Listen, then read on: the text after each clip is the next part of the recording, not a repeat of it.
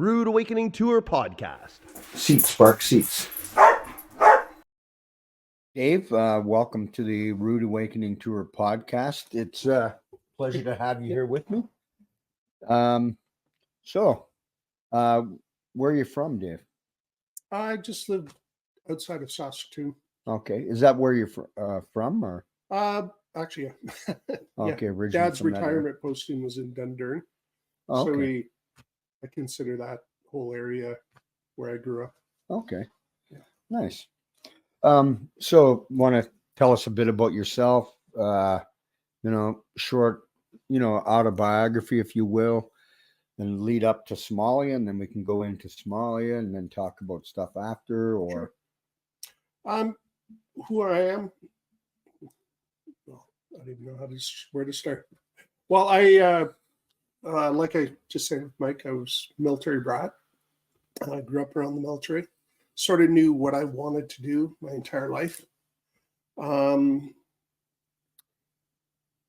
the military in '84, the militia in Saskatoon. Did 4 years with them. Then I went regular force in '88, or end of '87, early '88. Then did battle school, and then was posted to London, Ontario with 1RCR. Yep. With 1RCR, we went over to Cyprus, first Gulf War. Came back from the Gulf War. We moved up to Petawawa, and I went across the road to the airborne. And then when I got to the airborne, deployed. Actually, it was kind of funny. Had to go back over to 1RCR to sign for the Grizzly, but I just finished turning in, 6 months before. Oh, no, wait, so you came over in 92? Or what year did you come to the airborne? 91. Oh, 91. Yeah. And nice. 91 there. Yeah. So it just sort of, it was pretty much deployment, went to the airborne, deployment. Yeah. And then sort of fizzled That's out. pretty quick. Yeah, it was right? actually, it was like really quick. Yeah.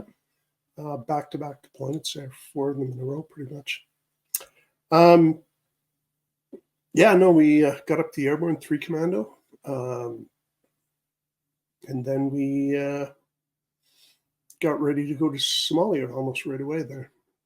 As soon as I got there.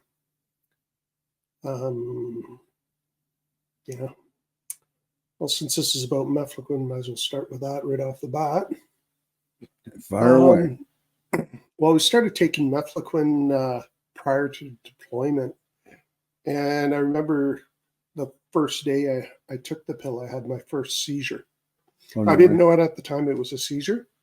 I described it to a neurologist I had to go see.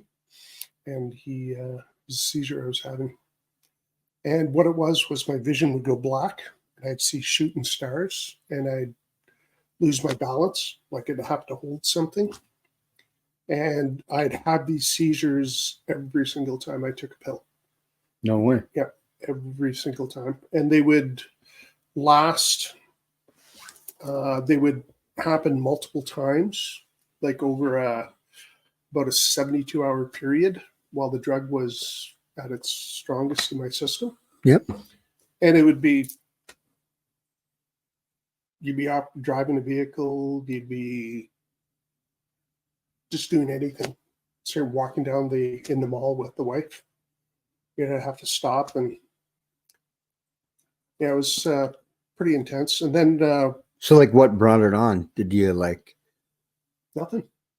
Like nothing. How did you know it was happening then? The first time it happened, I was walking up the stairs from the basement to the main floor.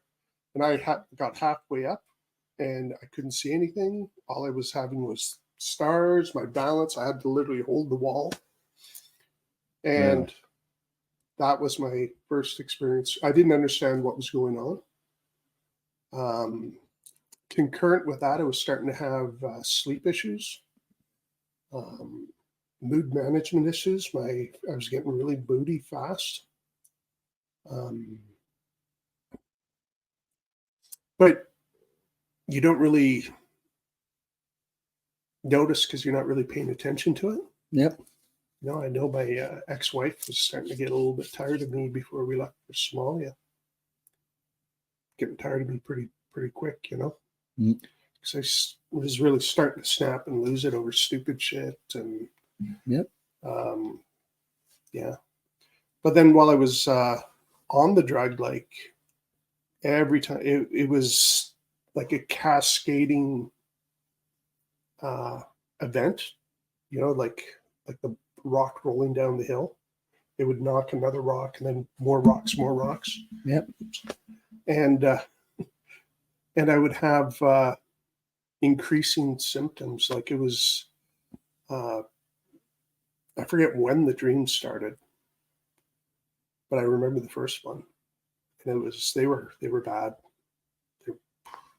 I don't know if other guys were talking about, oh yeah, they were highly erotic and all that. Fuck, I wish I would have had those. Mm-hmm. Mine were killing people, bayoneting my section in their sleep, going in, clearing out my house, killing everyone in my family with a bayonet. Like, it was bad. I suspect I had more trauma from those dreams than anything else from Somalia. Then you actually got in trauma Yeah. elsewhere. Yeah. Yeah. Because, you know, like, yeah, no, they were bad. And the symptoms just kept on getting worse. It got to the point towards the end of Somalia, like I used to wake up, like I would get up in the middle of the night and I'd go walk about. Like I woke up the one time walking halfway across the compound with my shorts on and bare feet. And you never went barefoot over there. With my rifle in my hands. And all I remember was I had the intent I was going to shoot someone. So go back to my tent, put the rifle back under my cot, and go back to bed. And get up the next morning, go to clean your rifle, and take the mag off, and I jacked a round out, and a round came shooting out of the chamber, skittering across the floor, and I was just looking at it, and I was like, okay, I know I cleared my weapon before I went to bed. You know? Oh, no way. Yeah. Huh. So I got up in the middle of the night, jacked around up the spout, closed the feed cover. Yeah. And went off to do whatever. And was going to go shoot someone. Yep. So it's like, fuck. And you just got up in your underwear, grab your rifle, And was going. walked out in your bare feet, gone. Yep. Yep. You know, did you ever hear about the story about that Sergeant Bale or Bales? Bales. Oh yeah, I'm very familiar with it. The American guy, Oh, yeah. right? Exact same fucking Now, thing. that story is like that story, Well, except he did it and you didn't. No, but You know what I mean? My story is more like Bo Bergdahl's. That American that went AWOL in Afghanistan, his unit, they started them on Mefloquine prior to deployment. They got in country and they were discontinued from using Mefloquine because a lot of members of the unit were starting to have a lot of adverse events. Oh, no way. So they switched them off of that. I'm not sure if they went to doxycycline or Malarone, but they switched the whole unit off after a week or only a couple of weeks in country. But Bo Bergdahl was on Mefloquine. And I relate more with Bo Bergdahl than I do with Bales. Because literally Bo Bergdahl got up in the middle of the night, took a notebook, wearing a pair of combat pants, pair of runners, I think someone said, and just walked out the gate. Like, yeah. So that's, I more relate to Bo Bergdahl than actually Sergeant Bales. Yeah. Because Sergeant Bales was actively hallucinating. Yeah. And I didn't have the full-blown hallucinations. Yeah. I would have, the closest I'd come was this hyper paranoia. Like, I was crazy. Like, I fucking, I would walk around like even inside of our own compound some days. Like pill day was absolutely brutal for me. Like we were doing convoys all the time to Mogadishu, and we'd always stop. I remember that one morning we overnighted, slept on and in the vehicles outside of Mogadishu. We get up in the morning, had breakfast, and then it was just like take your pill, go into downtown Moog. Yeah. It was like, and I remember that day we were coming back doing our escort, and there was a report of some Somali militia activity down around that Italian town, Gilolasi. Yeah. And I remember getting so fucking hyper paranoid, like hyper, not just, oh, that shit's gonna happen, like hyper paranoid, like you'd just be vibrating, like driving. And I even pulled the vehicle over and told Call, okay, cover this alley, Colin. And Colin's looking at me, the platoon commander's looking at me. I pulled the Grizzly out of the convoy onto the side of the road and, had him slew the fucking turret to cover a fucking alley. Like insane. Yeah. Like absolutely fucking insane, some of this shit. Like, I don't know. I remember once we were doing delivering some food. It was another pill day too. And we delivered the aid. And as we're driving away, they started fighting. And I remember jumping off the back of the Grizzly because I usually was driving, but I let one of the other guys drive. And I don't know, it must have been going about 20 kilometers an hour. I hopped off the back of the Grizzly with my rifle and shit. I went running back into the mob of Somalis fighting. Like, does that make any fucking sense? Like, you have all these fucking weird incidents. It's a lot of peculiar activity by people. Peculiar. Like, Yeah. my section commander was the poster boy for peculiar stuff. So is mine. Yeah. Like the shit that, like, a long-serving infantry sergeant doesn't shoot at a bird sitting on the branch of a tree beside the trail from the back of a moving armored vehicle as you're trying to sneak up to a village to do a fucking village sweep. Yeah. He doesn't downtown Mogadishu. Downtown Mogadishu. Yeah.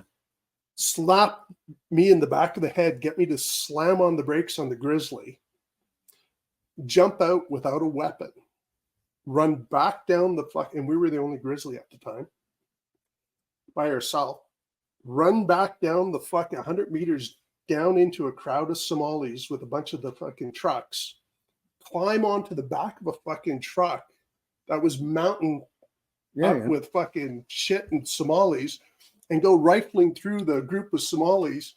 And then you see him on the top of the truck, hold up the fucking Somali by the scruff of the neck, pointing at him and yelling at me. And I'm like, I can't hear him.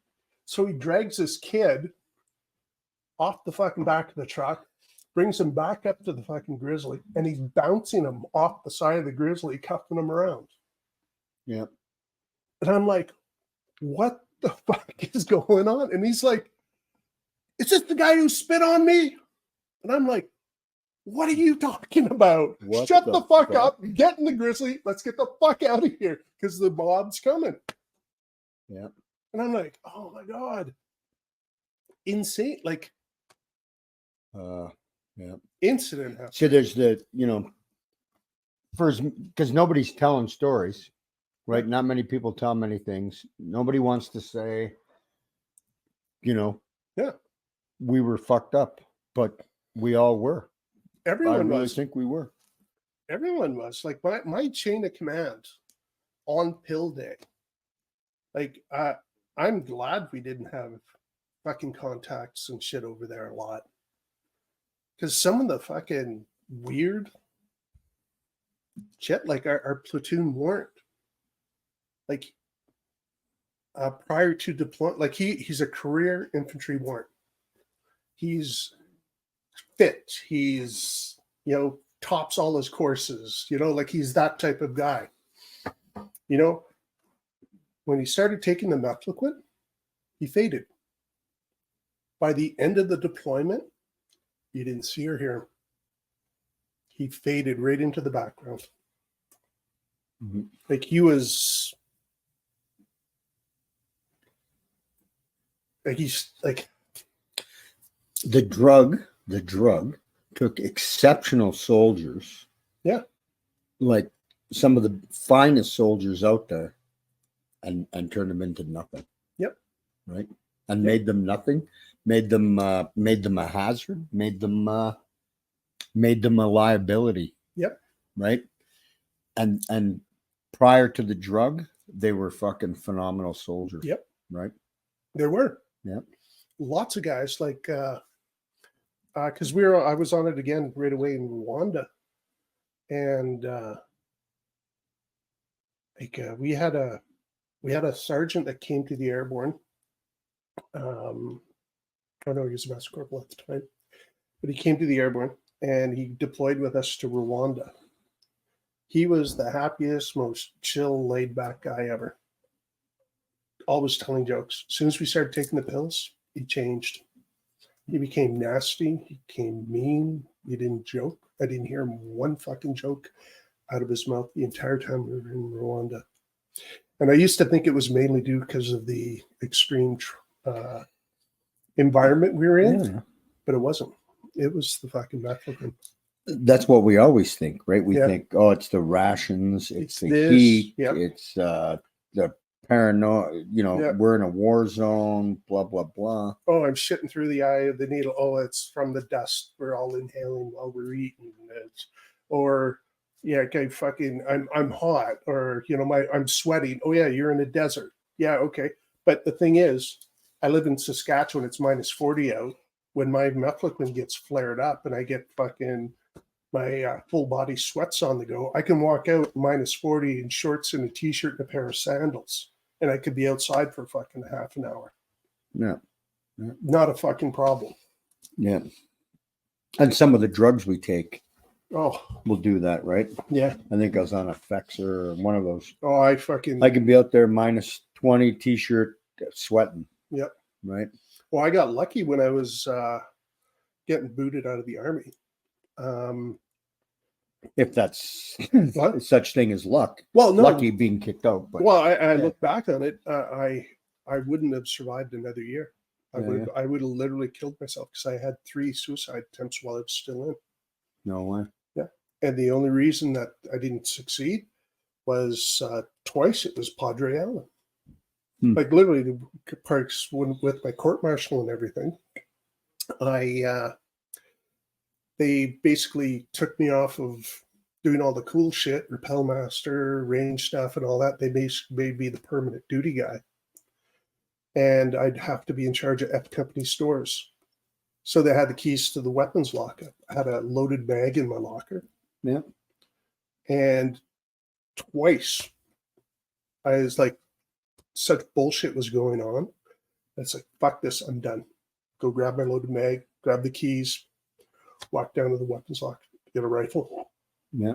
And I was walking down the main hallway, and out of a side hallway, Padre Allen, Bona, get over here. And he'd sat there and just shot the shit with me for like 10 minutes. Nothing. Just long enough, right? Just long enough to break it. He did that twice. Yeah. And the next time it happened, I was going to go drive into a semi on the highway there outside of Petawawa. And as I was pulling out of the parking lot, a good friend of mine, Lil, cut me off. Dave, what's going on? It was a Sunday. Oh, no way. Yeah, I couldn't go see my daughter. My ex-wife wasn't letting me see the daughter at the time. And it was just, that was the only thing that was keeping me alive. Huh. And so I was like, fuck this, I'm done. I can't do another week with this fucking bullshit. Yeah. And they got me drunk and just hung out with me that day. And it was what I needed. Enough to get you by. Yep. Yeah. Yeah. 3 times. If I would have stayed there a year longer, there's no way. So you said you were getting court-martialed or something? Yeah, no, I had after Rwanda, everything. I started drinking in Rwanda because I just wasn't sleeping. The only way I could sleep was getting so drunk that I couldn't even stand. That's the only way I could sleep. Yeah. So it would basically be almost like a 2 weeks. Like it was so ridiculous. I'd do a security at the compound all night. Yeah. Then I'd volunteer to drive the supply truck to Kigali to go pick up supplies, come back, go back on duty, Yeah. Then get up and do it all over. Like I'd do that for days because I just couldn't sleep. Yeah. So then you'd pay the local kids $5 or $10 American, and they give you a case of beer over the back compound wall. Oh, nice. And you'd sit there, hide in your little, just pound as many beers back as you can. And it was a local beer too. They didn't have very good quality control. Yeah. And they had formaldehyde in it. Have you ever drank beer with formaldehyde? No. It gives you the worst hangover. It's worse than tequila. All right. It is bad. Get a full body hangover from that shit. It's like you feel like literally like you're gonna die. Yeah. But they had no quality control. So some days you could drink 2 beers and it'd knock you right out. Yeah. But other days you'd have to drink like 6 of them, because the different alcohol contents. Just no quality control. Yeah, no, but I started drinking in Rwanda for sleep. Then I'd come, but when we got back to Canada, I was continuing that cycle. Yeah. And it wasn't long before the wife had enough and booted my ass out and ended up back in the barracks, which wasn't good. Got demoted. Kept on having drinking related incidents and shit. And then I got to the point where I just got a target on my back. Summary trial, and then ended up having a court-martial, drinking related shit and some other stupid shit. And yeah. No, I did, I forget how many days I did because the unit was deploying to Bosnia. And while they were gone, I was pretty much permanent duty guy there for about a year. Yeah, so it was 24-hour duty, and that was my load station in life for almost a year. Don't worry. I got like 1, maybe 2 days off a week. So what year did you end up getting out? 99. But what happened was I showed up at my mom and dad's doorstep, and they lived close to Dundurn, and they actually do the medic there. And I was there, and I guess my mom saw me having flashbacks one night, and it scared the living fuck out of her because she phoned the UMS there, and got Sergeant Bennett to come out. That sounds familiar. Yeah, Jen, and she came, sat down, and talked to me, and she goes, "Okay, what's going on?" And I explained what's going on, like I'm not sleeping, I'm not doing well. And then she talked privately with my mom, and next thing you know, there's she made an appointment with me in Saskatoon with a trauma specialist that specialized in military trauma. I went through the Canadian Forces medical system, didn't meet their criteria for PTSD, even though I came out of an alcohol treatment program in Toronto with the psychologist there that wrote me a letter stating I had PTSD. Really? I didn't meet the Canadian Forces criteria for PTSD, apparently. I don't know, pulling babies out of minefields and shit, like what the fuck? Didn't quite meet their criteria. Yeah. So it was an absolute mess. And I lost my train of thought, but that's okay.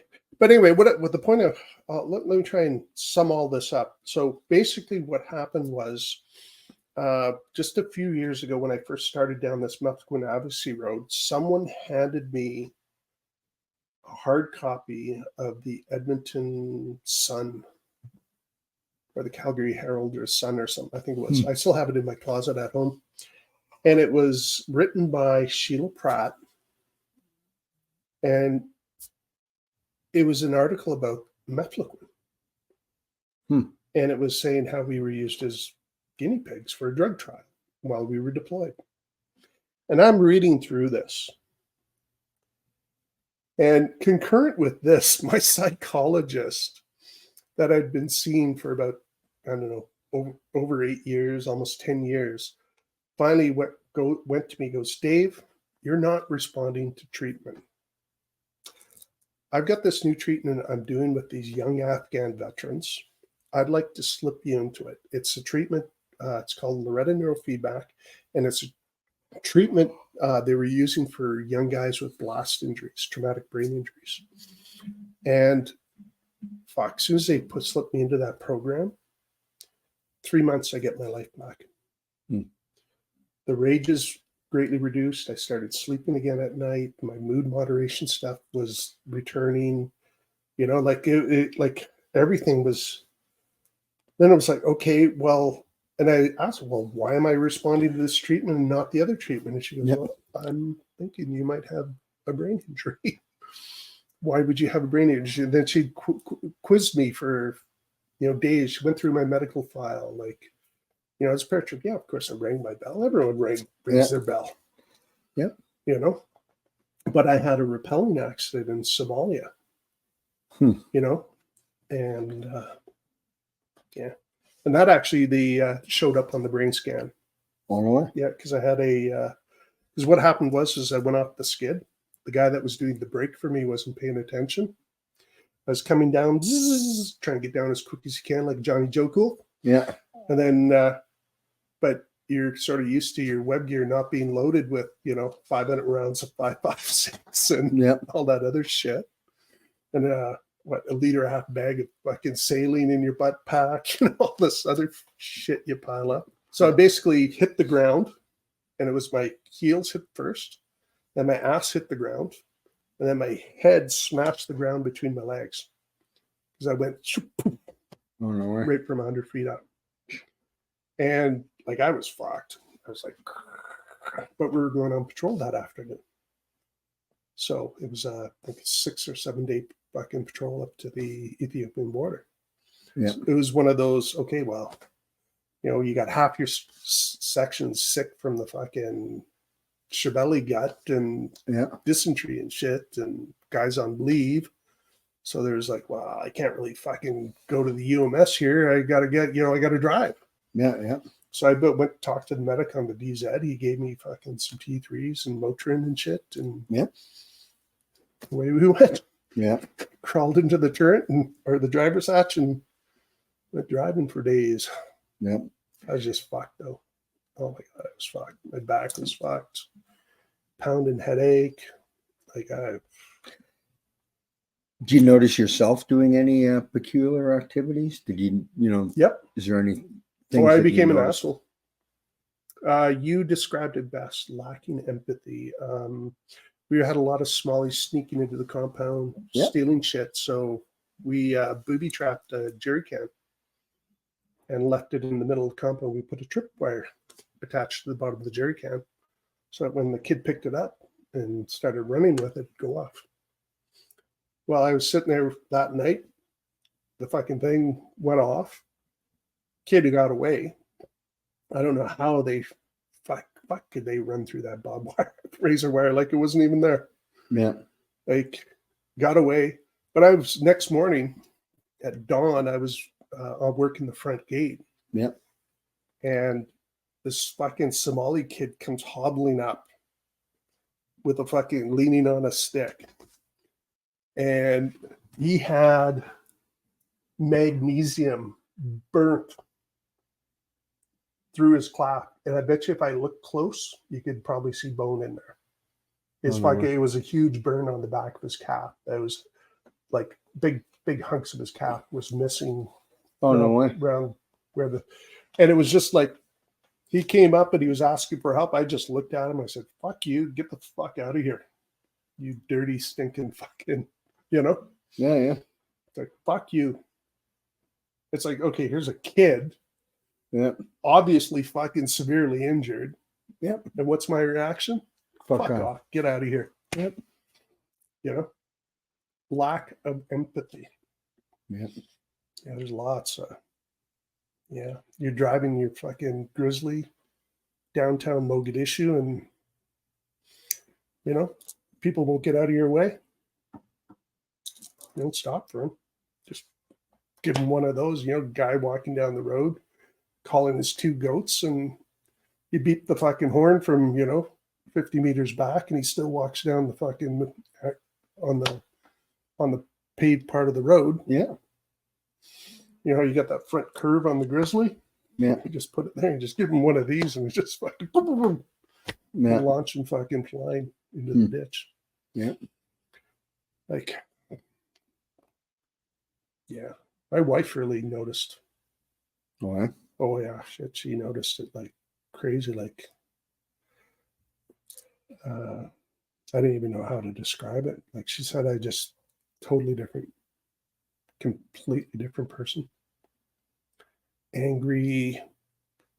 I didn't talk to anyone. I was completely shut down. Yeah. Raging. Completely lose my mind. I remember destroying my car in Petawawa. Oh, no way. Like, I was sitting there, like, I got in a fight with the wife, and it's over something stupid. I instantly got mad at her and took my fist and I smashed it right through where the shifter column is, shattered the whole little console there. The sat in. Wife sitting in the passenger seat, stepson in the back, and my daughter in the back. Huh. Completely out of character behavior. There's no way in hell I would have done that prior to Mefloquine. Yeah. None. And then one of the things I noticed was forgetful. Like after Somalia, like my hands used to be covered in ink because I'd always have to write down shit. Okay, I got to be somewhere at 1 o'clock. They give you information in the morning. And if I didn't write it down on my hand and could see it, I'd miss that appointment at 1. Oh, you got to report to the sergeant majors at 1, you know, like, yeah, you'd only miss that appointment once. You know what I mean? Miss it once to, exactly. To pay the price. Yeah. You know, so it got to the point, like my hands were covered in ink every day there for a long time, filling out paperwork. You know, we're always filling out fucking paperwork. I'd have to take out my ID card and learn, and just because I couldn't remember how to spell my name. Yeah. Like crazy forgetful. Yeah. And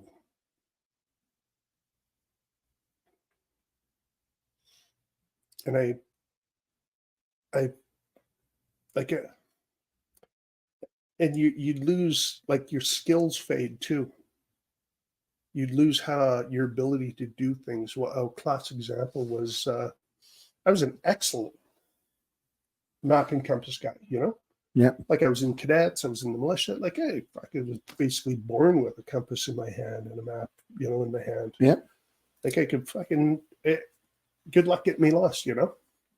I could generally find, you know?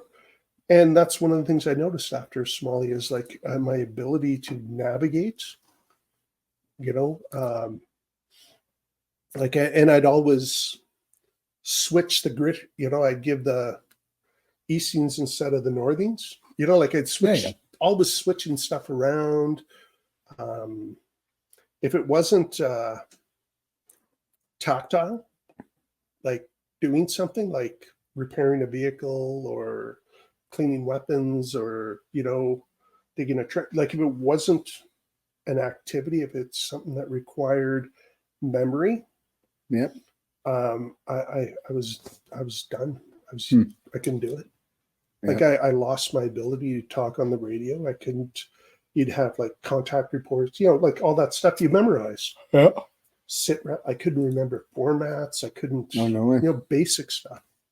Like I had a little piece of paper taped to this inside, like, the side of your carrying handle. Yeah. So you just be able to, with, radio formats and stuff, abbreviations. Yeah. They also sent me on a French course after I came back from Rwanda. I failed it. How do you fail a Canadian Army French course? Yeah. It's not hard. Yeah. I could not sit there and retain information. Yeah. It just got to the point where I pick fights with people. Do you find yourself worse for retaining info, or have you pretty much been the same since then? Since I started doing consistent brain specific treatment, a lot of those deficits are gone. Okay, my recall, nice. Everything's back. Sleep, I can consistently get, if I'm not, my PTSD is not kicked up, I can get 6 hours of sleep unaided. That's 6 unaided. Yes. That's pretty good. That's very good. Yeah. But keep in mind, I'm doing the diet thing. I'm very conscious of what I eat, because basically what mefloquine poison is it's holes burnt through your brainstem. Yeah. And it's a communication issue between your brain and your body is what mefloquine poisoning is in a nutshell. Yeah. And what causes that to flare up, inflammation around that. So how do you affect that? Well, you want to get your mefloquine flared up? Eat anything with manufactured sugars, aspartame, sorbitol, any of that crap. Would that even be say like energy drinks? Would they kind of have that? Yep. Artificial sweeteners. Yeah.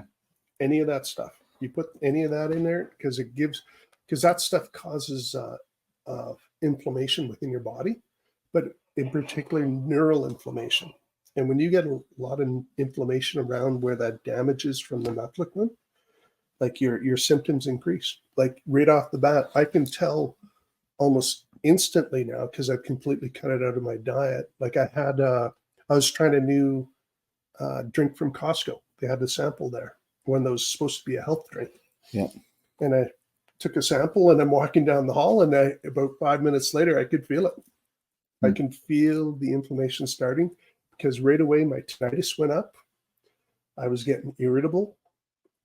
I was having a little bit of balance issues, things, I noticed, started noticing this, but it was just low level. Yeah. And it's like, fuck, So, but that's how I managed my mefloquine. Yeah. It's diet, exercise, try and keep your body as healthy as you can. Yeah. I know.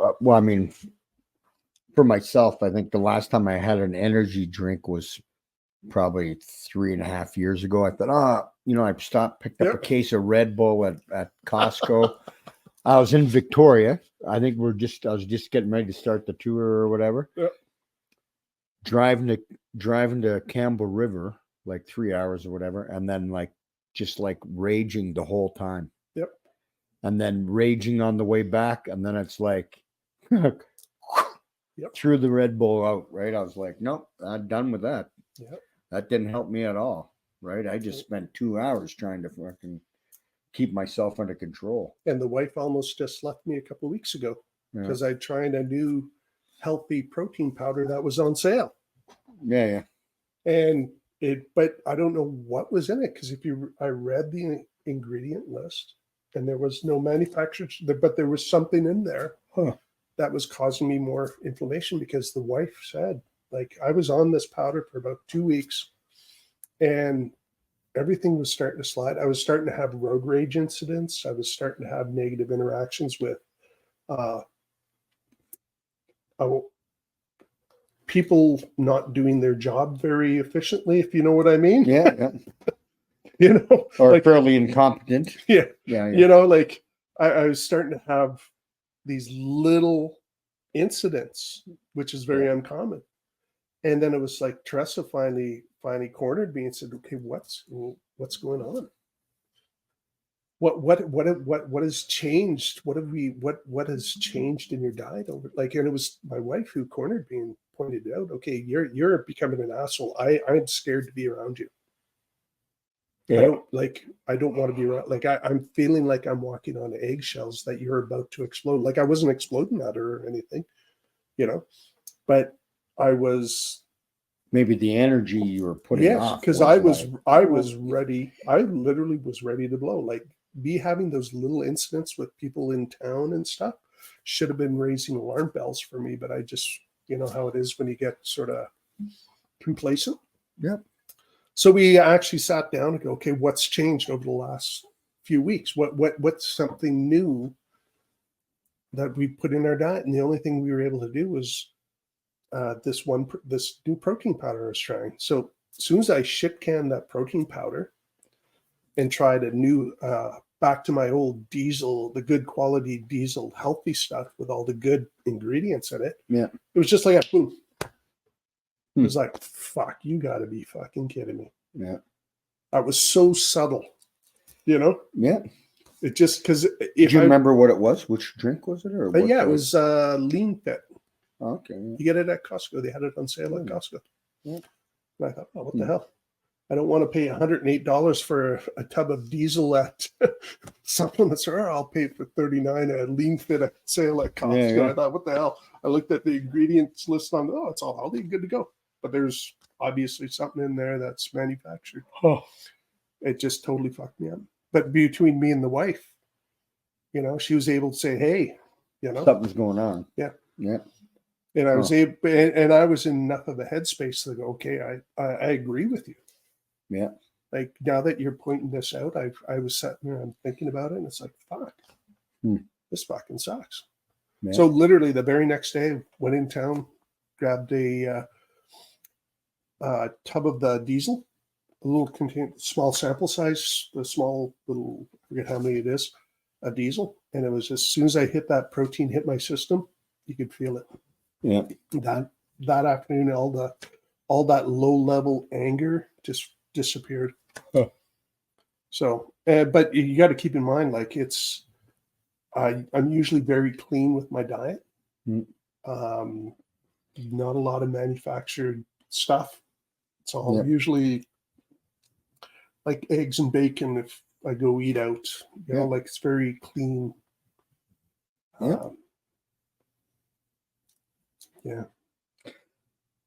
When you went to, you said you went to the first Gulf War, didn't you? Yep. Do you remember if you took Mefloquine? No, we did not, because we were actually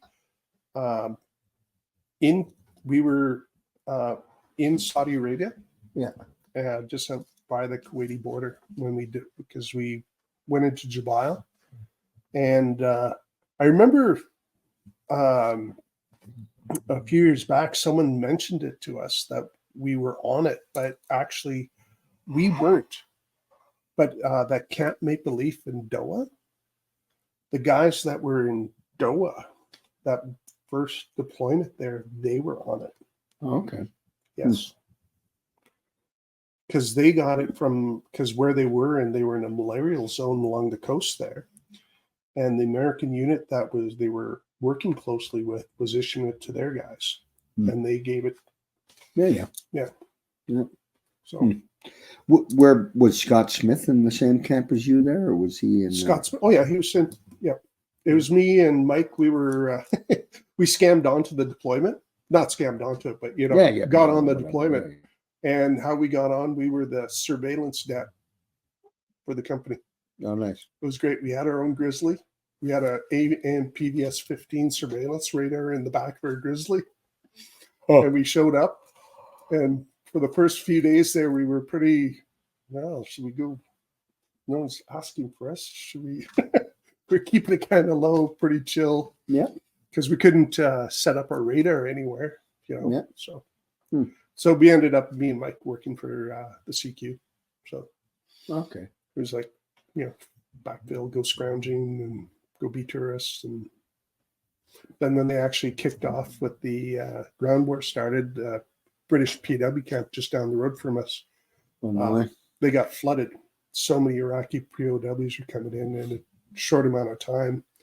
We had to actually send a platoon down there to help them process all the prisoners. At any point in your deployments on Mefloquine, did you notice any did you notice, okay, I'm definitely affected by this drug, or did you have any symptoms? Because when you took the drug, like I said, like right away, I had those seizures right off the bat. Yeah. And then, the mood, the sleep, balance,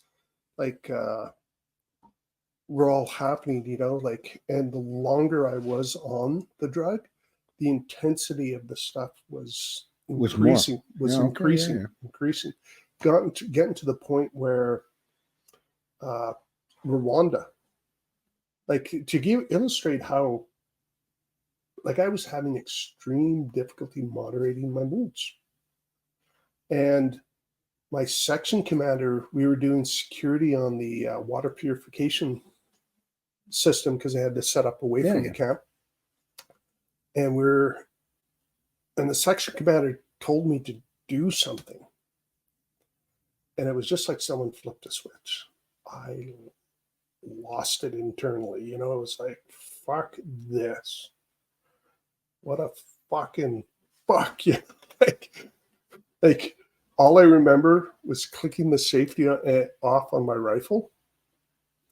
And I was fighting with myself because all I wanted to do was put 2 bullets in the center of visible mass. And he was standing about this far away. I just was ready. That was the last day I took Mefloquine. I was on a Mefloquine pill day in Rwanda.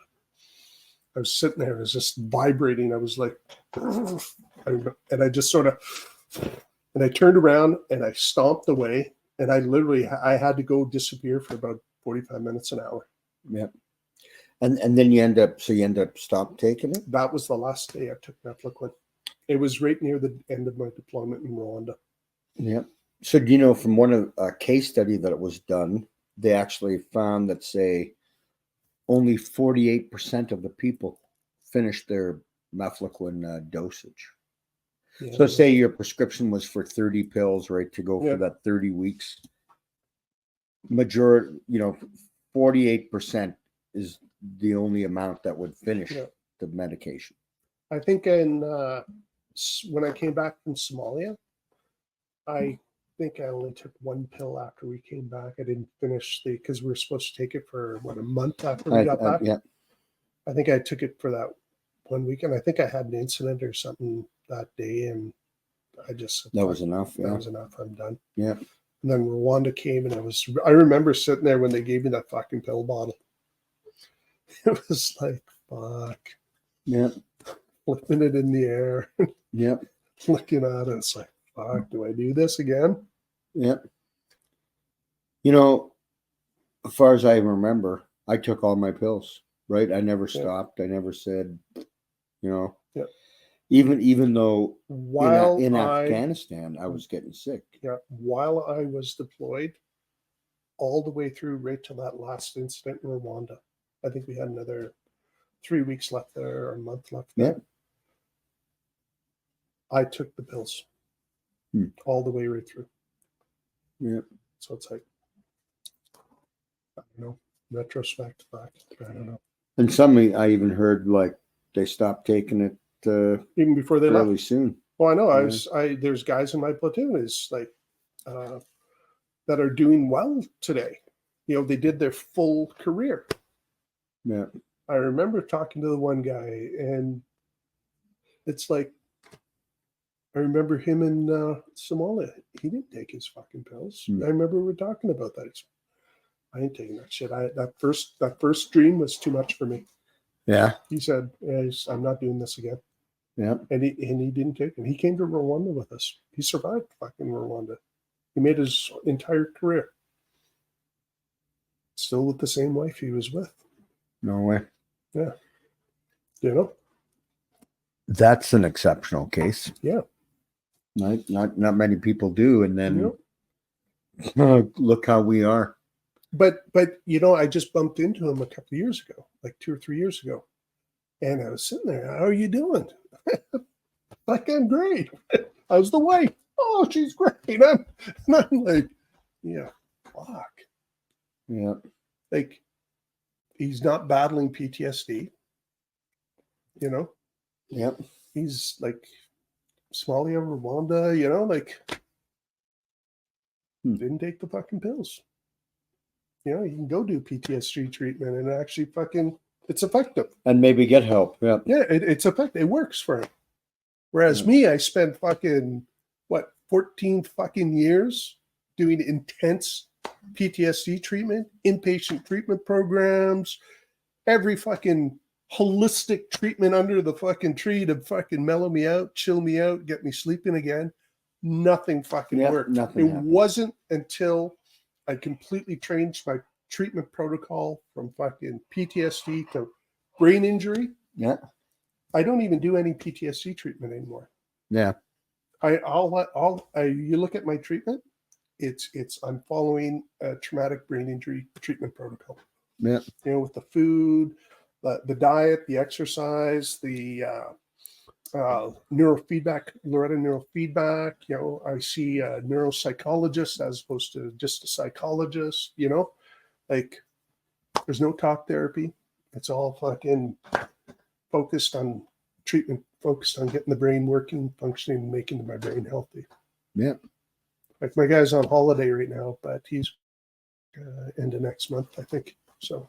Oh, nice. Yeah. And then how long have you been doing the Loretta neurofeedback? It's about 7 years now, I think. Because I remember the first day when I started doing the treatment, and the treatment started to work. Because part of my PTSD stuff in Rwanda was my brain shut down my ability to smell. I can still smell. I could still smell things like really strong stuff, but just daily walking around, like I could be in an elevator full of people that just finished a big intense workout. Yeah. Wouldn't smell anything. Nothing. Yeah. But I remember when that neurofeedback treatment really started to work. And I remember when I started to actually recognize that I'm starting to do better. Because the one day I walked out of my doctor's office, there was a Starbucks down the road and they were roasting coffee beans. And I've never smelled that before. I stepped out of her office and I could smell the coffee beans roasting. And it was just like, holy fuck. Yeah. Yep. And it was like, yeah. So I knew it was working. I knew I was going down the right road, and that's the only road I'll stay on now with treatment wise. Yeah. PTSD, I'll do. What do I do with it? I really don't do anything with it anymore. Mm-hmm. Like I still get triggered PTSD wise, but I've done it now that I know how to manage this stuff when it happens. Yeah. Manage everything, and so. Yeah. Question for you. Now, where the blue chart? The blue chart is Bill's chart, Bill Manofsky. Okay, that's who you got that from, right? That's who originated that chart. So you see, it created a chain of events. Yes, it did, didn't it? That right. So you got it. Sean Arnson got it from you. That changed him. I got it from him, and even to say at first, I'm like, well, I was in Somalia, so I know I must have problems, but nothing. Couldn't separate it. Like there was, it's like a big ball. The only things I could think of was the insomnia and the diarrhea, right? And then go walk. I put the blue chart on the back of my truck. I'm driving across the country. I stop, get out, go to the washroom, look at the back of the chart, and go, what? That one's on here? That's Mefloquine? And then I'm like, man. And I used to think, you know how you get rucksack arms? yeah. You know, you had heavy ruck on your back. After I came out of halfway through Somalia, my hands and Would go numb. would always go numb. And my front of my legs would go numb. What are they saying? What that's the That's the mefloquine poisoning. no? That's the mefloquine poisoning. Hmm. I used to fall off the top of the grizzly because I'd just lose my balance. I never fall off a fucking grizzly, you know? Yeah. I used to drive him for how many, you know? Yeah. Like, but as soon as I started taking mefloquine, you know, balance. Like, I remember we were doing, after we came back from fucking Somalia, we were down, where were we down in Benning or George, or Benning or? Yeah, Benning, I think. No. Where we did that big helicopter assault. Yeah, Benning, I think. Yeah. Well, we were doing a patrol there, and we had to go down, and at night, we had to cross this. I remember I fucking lost my balance trying to cross this little creek. And I had a C6, or was it a C9? Well, anyway, all I remember is I fucking fell into the fucking creek. And the guy behind me didn't see me fall. He walked right over my back as I'm like in the creek under the water. And the guy behind him fucking saw me fall and heard the splash, pulled me up. But, you know, lose my balance, like, fuck. Yeah. And after I got out of the army, I started working as a wildland firefighter. Like, I couldn't walk logs because when you going through muskeg, you hop from little tough to tough, you know? Like, I couldn't do it. I would fall and I get fucking up to my neck in fucking water and the fucking muskeg and shit. It was just brutal. And so I didn't realize it, but I was starting to do my own like physiotherapy because it was embarrassing to always have people pull you out of the fucking muskeg and shit when you're trying to put out a initial attack on a fire out of a helicopter, you know? So when I get back to the base, I created a little obstacle course because we get paid to do an hour of fitness every day, and I go for a jog or go for a pack walk, you know, go do something. But on the way back, what I'd made a point is I'd have some crisscross logs, like 3 or 4 of them that I'd have to, you know, walk across.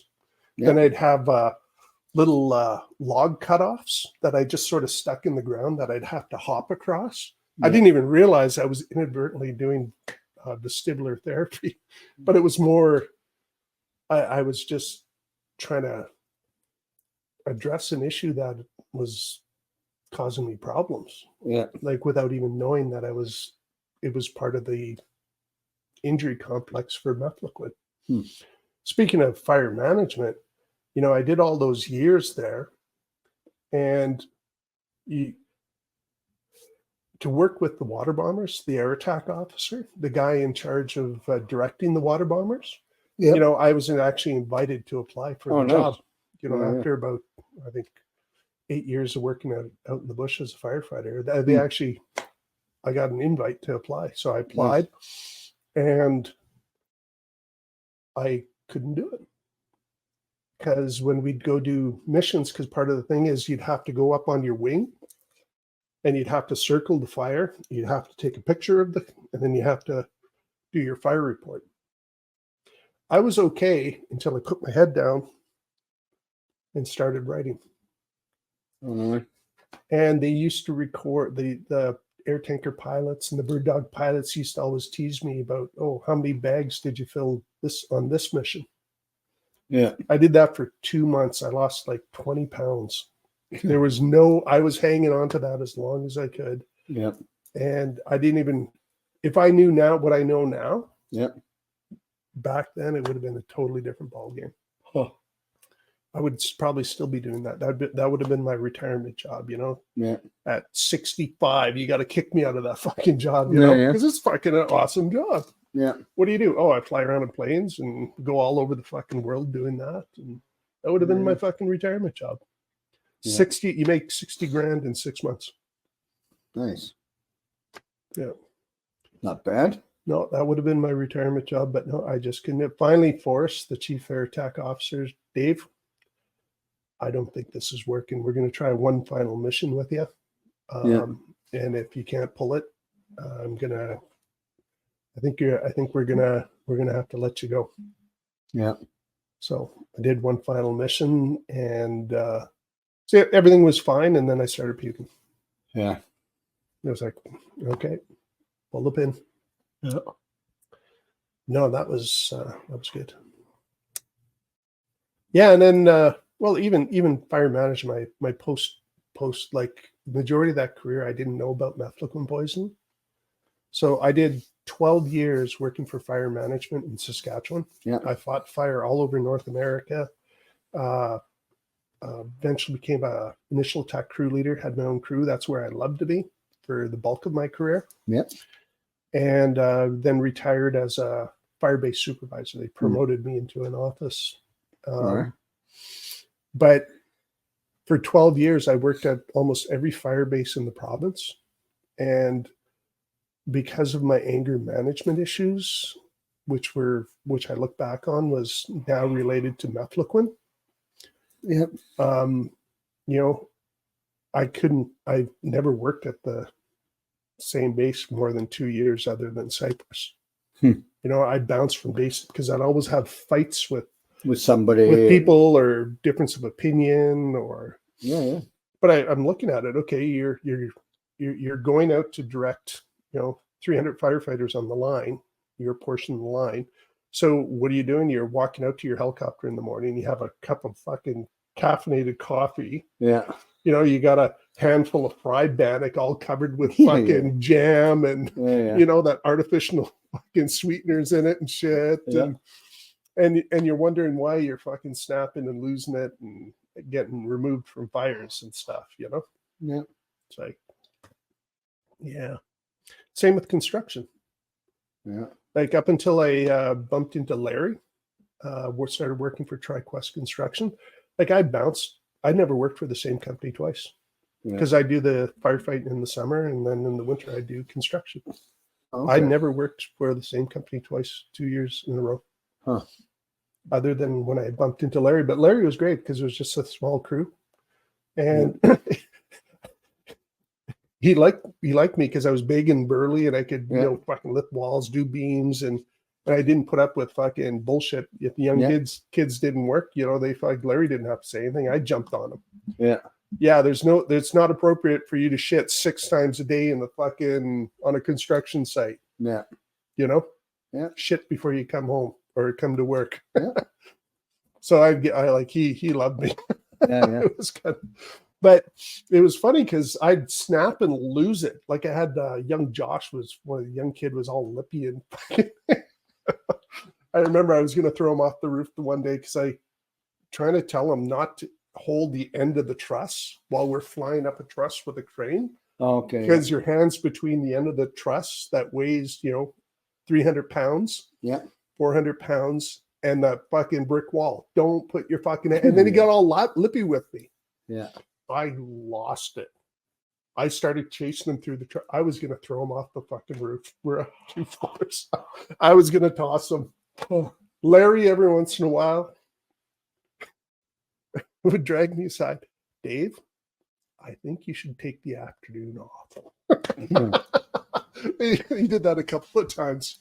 And that was, I was literally mefloquine raging on the site. Yeah. Instead of firing me or anything like that, nope. Take the afternoon off. I still got paid for the afternoon. Yeah. He still always made sure I had my paycheck. Nice of them, eh? Yep. Yep. No, I really liked working for him. Yeah. But people don't realize how much the mefloquine impacts them until they're not managing it anymore. No, until you come out the other side and you're able to actually start effectively managing it. Okay, wow. And then you're like, fuck, you start thinking back to all those road rages and like I fucking beat someone one day at fucking in a road rage. Like it wasn't good. Yeah.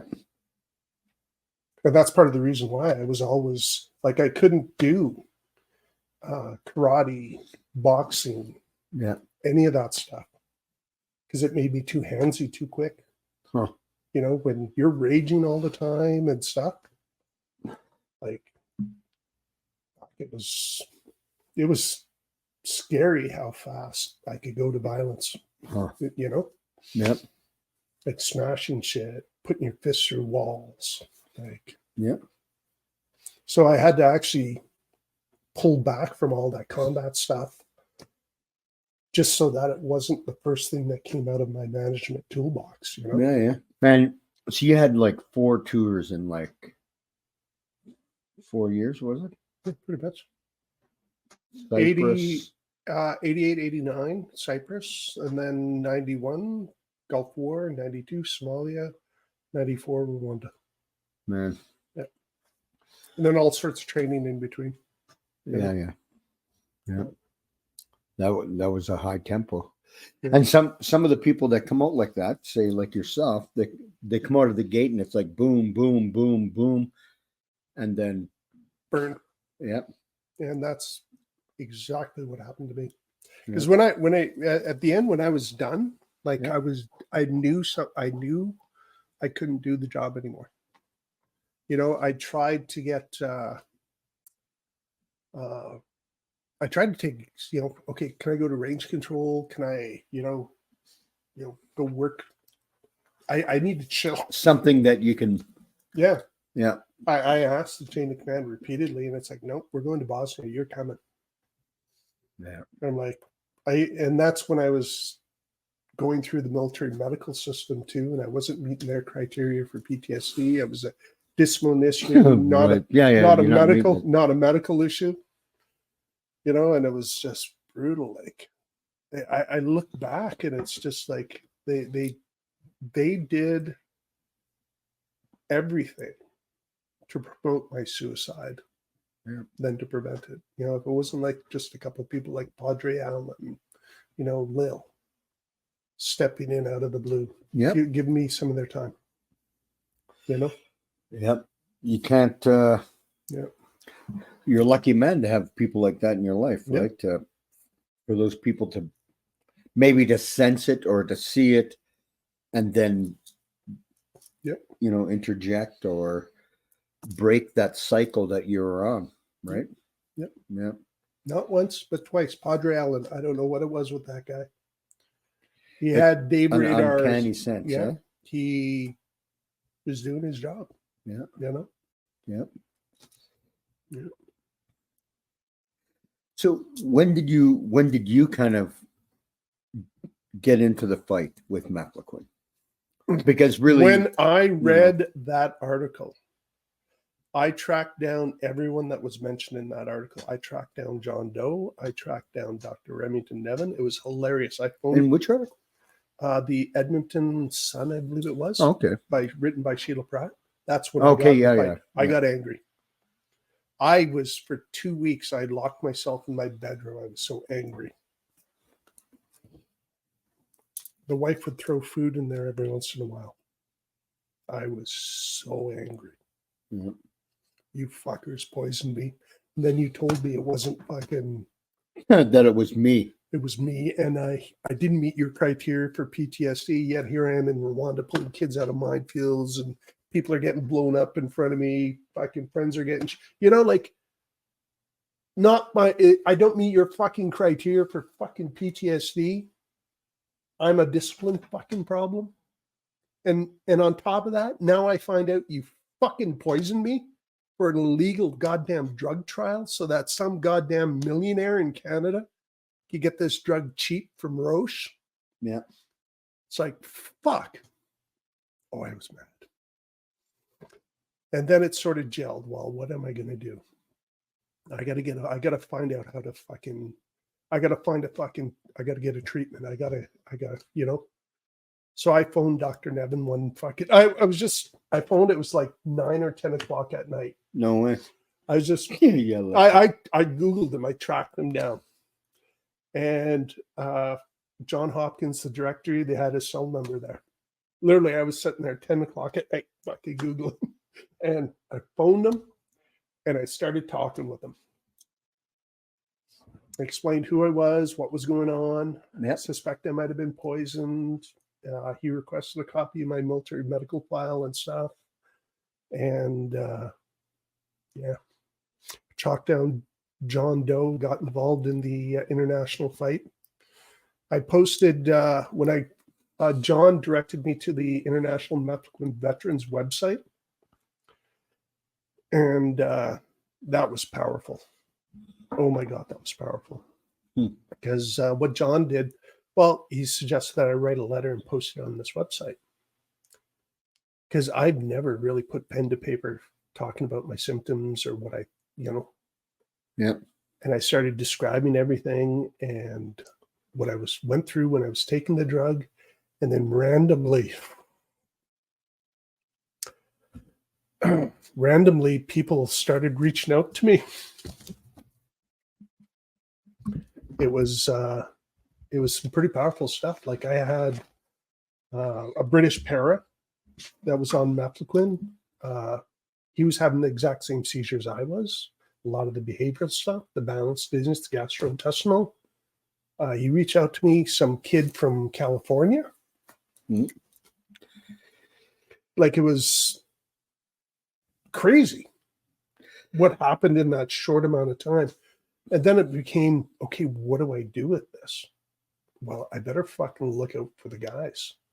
So I started tracking the guys down.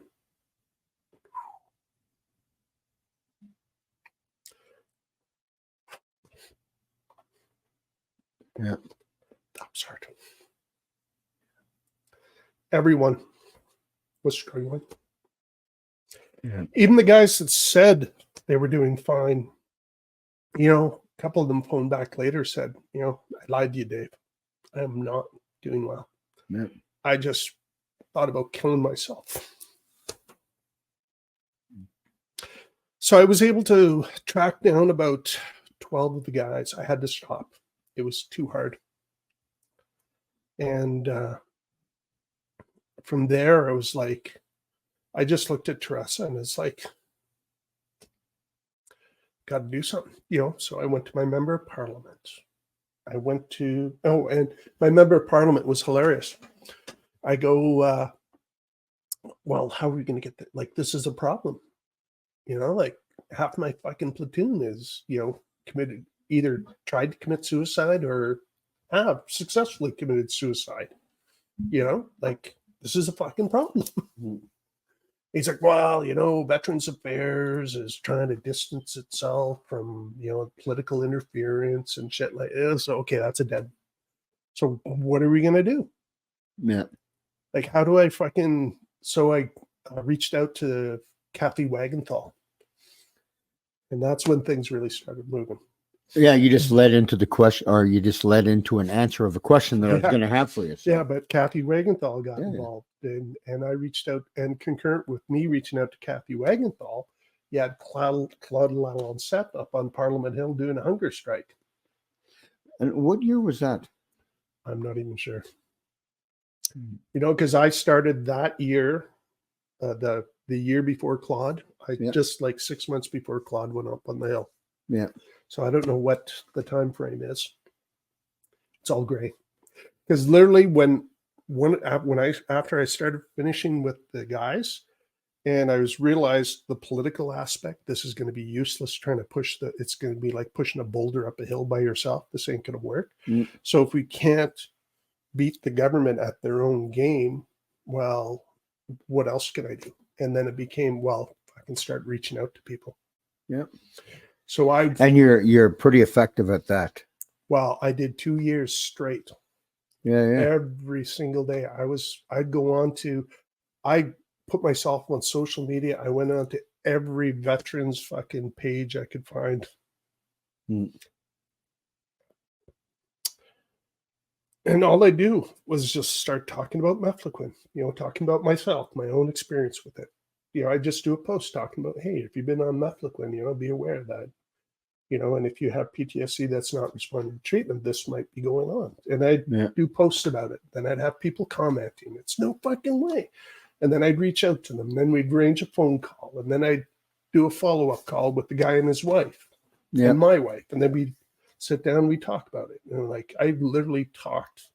I stopped counting at 200 people because we weren't going to beat the government at their own game. So what we had to do was we had to inform people. And then the only thing I ever asked people was just reach out to the guys they deployed with and go, hey, how are you doing? Yeah. You know? Yeah. And that was the only thing I ever asked. So by word of mouth, we were able to get quite the upswell. I was actually shocked. It literally, within about a year and a half, it literally became, took on a life of its own. You know, other people got involved all of a sudden. You became involved. Like there's so many other like people that came in, like everyone, like, and I was able to step back a bit, you know, and because the rock is rolling down the hill now. Yeah. Well, even to say to go back to your blue chart thing again, right?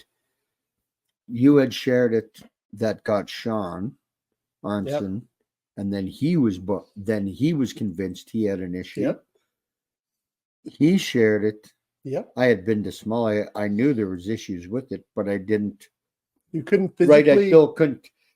I'm not one of the ones. I'm not one of the guys that was affected. I only had diarrhea and insomnia, although I had other things, but I didn't realize, right? And then I saw the blue chart, and that changed it for me. And that changed it, you know, for people that became big advocates, right? So, I mean, and then even to think how many people you changed, right? Because the minute you realize what your problem is, and if you go about trying to change it, like that's it right there. Like if you don't know what you have, if you don't know what your issues are, you can't fix something you don't know what's wrong, right? You can't fix mefloquine poisoning by treating PTSD or the only or thing a brain injury. The only thing PTSD treatment's going to do for mefloquine poisoning is exacerbate the symptoms, because what you get conventional PTSD, if you don't respond to conventional PTSD treatments, their automatic fallback is high dose pharmaceuticals. And with high dose pharmaceuticals, there's a toxicity level to those drugs that cause extreme inflammation and irritation to the damage in the brainstem. It's actually going to exacerbate your symptoms. Example of this is the guy that Romeo Dallaire replaced. He was a Canadian general in Rwanda. You know how he died? His digestive system shut down. Oh, no way.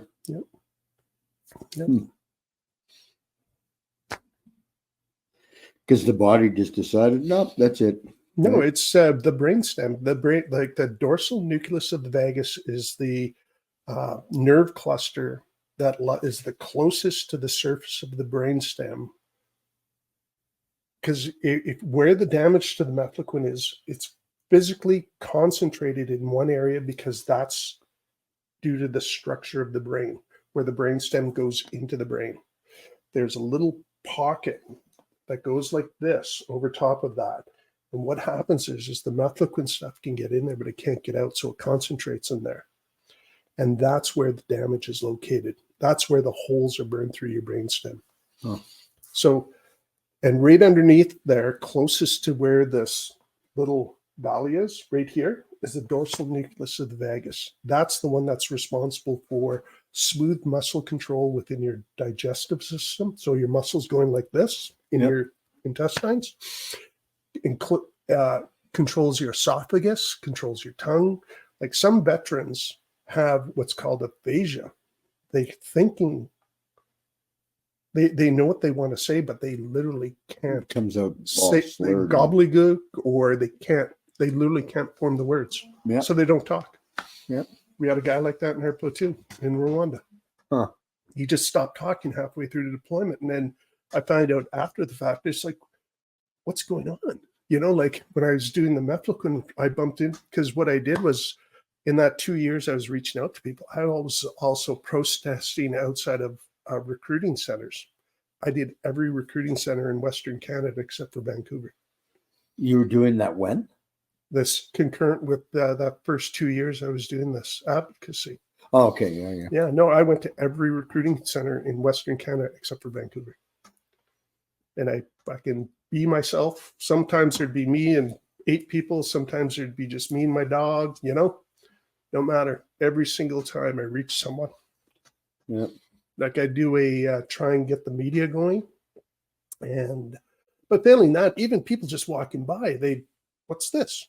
And you talk to them and they go, oh, my son was on that drug then. Yeah.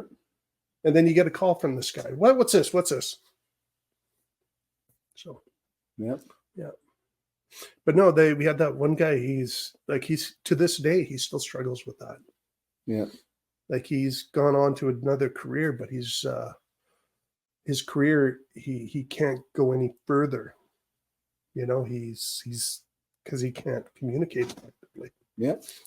So. Yeah. Well, I mean, it's happened to me sometimes when you go to talk and it's just like, yeah, the words come out all gobbledygook, I call it. And it's like, or right, trying to spit them out, but yeah, like the symptoms are like they're insidious. If you're in a military environment, they're insidious. They blend with, like, if like Somalia, extreme environment, high temperatures. You know, your body's not, you know, like they like. Okay, this is from the exposure to our environment. This is exposed, my body's reaction. Oh, I'm not sleeping. Oh, this is because I just pulled a kid out of a minefield. You know, like it's, you know, like it's that why you're awake, not the fact that your fucking vestibular system's damaged, and when you lie on your back, your body's telling you that there's something fucking wrong, and it's developed. So what happens is you get anxious, and you can't sleep. Yeah, you know. Yeah. Here's a funny thing. Mefloquine poisoning, and it's directly related to mefloquine poisoning. Every single person that has taken mefloquine and has had the vivid dreams, a couple of things happen. Number one, they cannot pass the Romberg test, which is a basic test to test your vestibular system. Yeah. They cannot pass that, even if they're very high functioning with their mefloquine. You know, like they appear normal, they have low level of gastrointestinal injury, you know, like impairment. They still can't pass a Romberg test. No. Then the second part to that is they cannot sleep lying flat on the back. When was the last time you slept flat on your back? No, I know we've had a fair bit of discussion about that, Yeah. and that your body will wake you up because you think you're drowning or whatever. Because when you have an injury from here up, your body is hardwired to turn you on your side. Oh, yeah. So if you're on your back and you start to before you hit your REM sleep, your body's going to go, hey, there's something wrong. You should not be on your back. You're going to aspirate your vomit. Yeah, you know? Yeah. And it's you literally can't, like, I'm just thinking last night, I was so stoned, I was fucking sleeping. I fell asleep on my back, but I woke up last night, literally, you know, because I was watching a show with the wife. I wasn't paid. I hit the vape, but 5 times too many, let's just say. Yeah. And it was just like, oh fuck. So I passed out on my back, and it was just crazy. I could not. Like it just hit, like I was, you hit that, you know, where you hit that sweet spot where you're so stoned that you're, oh yeah, I'm gonna sleep well, I'm gonna go, and then you're like wide awake and you're fucking all anxious, and you know, and I'm like, fuck, and I had to literally flop on my side. Yeah. And then as soon as I flopped on my side, poof, out like light. You know. I actually, for some strange reason, I switch over onto my back sometimes now. Yep. But I don't, you know. Yeah, that's one of the things with me. I cannot sleep on my back, no matter I've tried it. I've tried forcing myself, Hmm. you know, especially when I was doing construction still. You know, nothing like go can do 40,000 square feet of subfloor in a day on a condo complex. You know, boop, boop, boop, boop, boop. And then you just beat 40,000 okay. square feet. That's the odds, Yeah, right? well, that's framing crew, Yeah, commercial framing crew. No, but I Yeah. just mean, that's a lot of. Yeah, and in the summer, and you're just burnt right out. You're physically exhausted, and you Yeah. go to bed, and you go, okay, I'm just sit on my back tonight. You're trying to force you know you're going to pass out. No need for pot, no nothing. You're physically exhausted. You're going to pass out, and you just sit there. You can't sleep. Mm. Then as soon as you roll on your side, boom, out like a light. Yep. Yeah. I know. I was, always find, say you medicate, do whatever, but it'll be like you'll be like falling asleep there watching TV or doing whatever, right? And then when you go to bed, you lay down, then it's like you're like wide awake. Yeah. It's just you just get tired of fighting this some days. Yeah. Yeah. Well, I don't get tired of fighting it. I just get tired of the price. Because like I said, when I was having those, like when I tried that new protein powder, all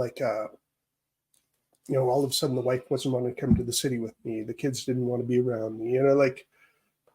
Even my dog was could pick up on it and was keeping himself a bit distant. And it was just like, fuck. You get tired of the price you got to pay. Yep. Yes, it gets. That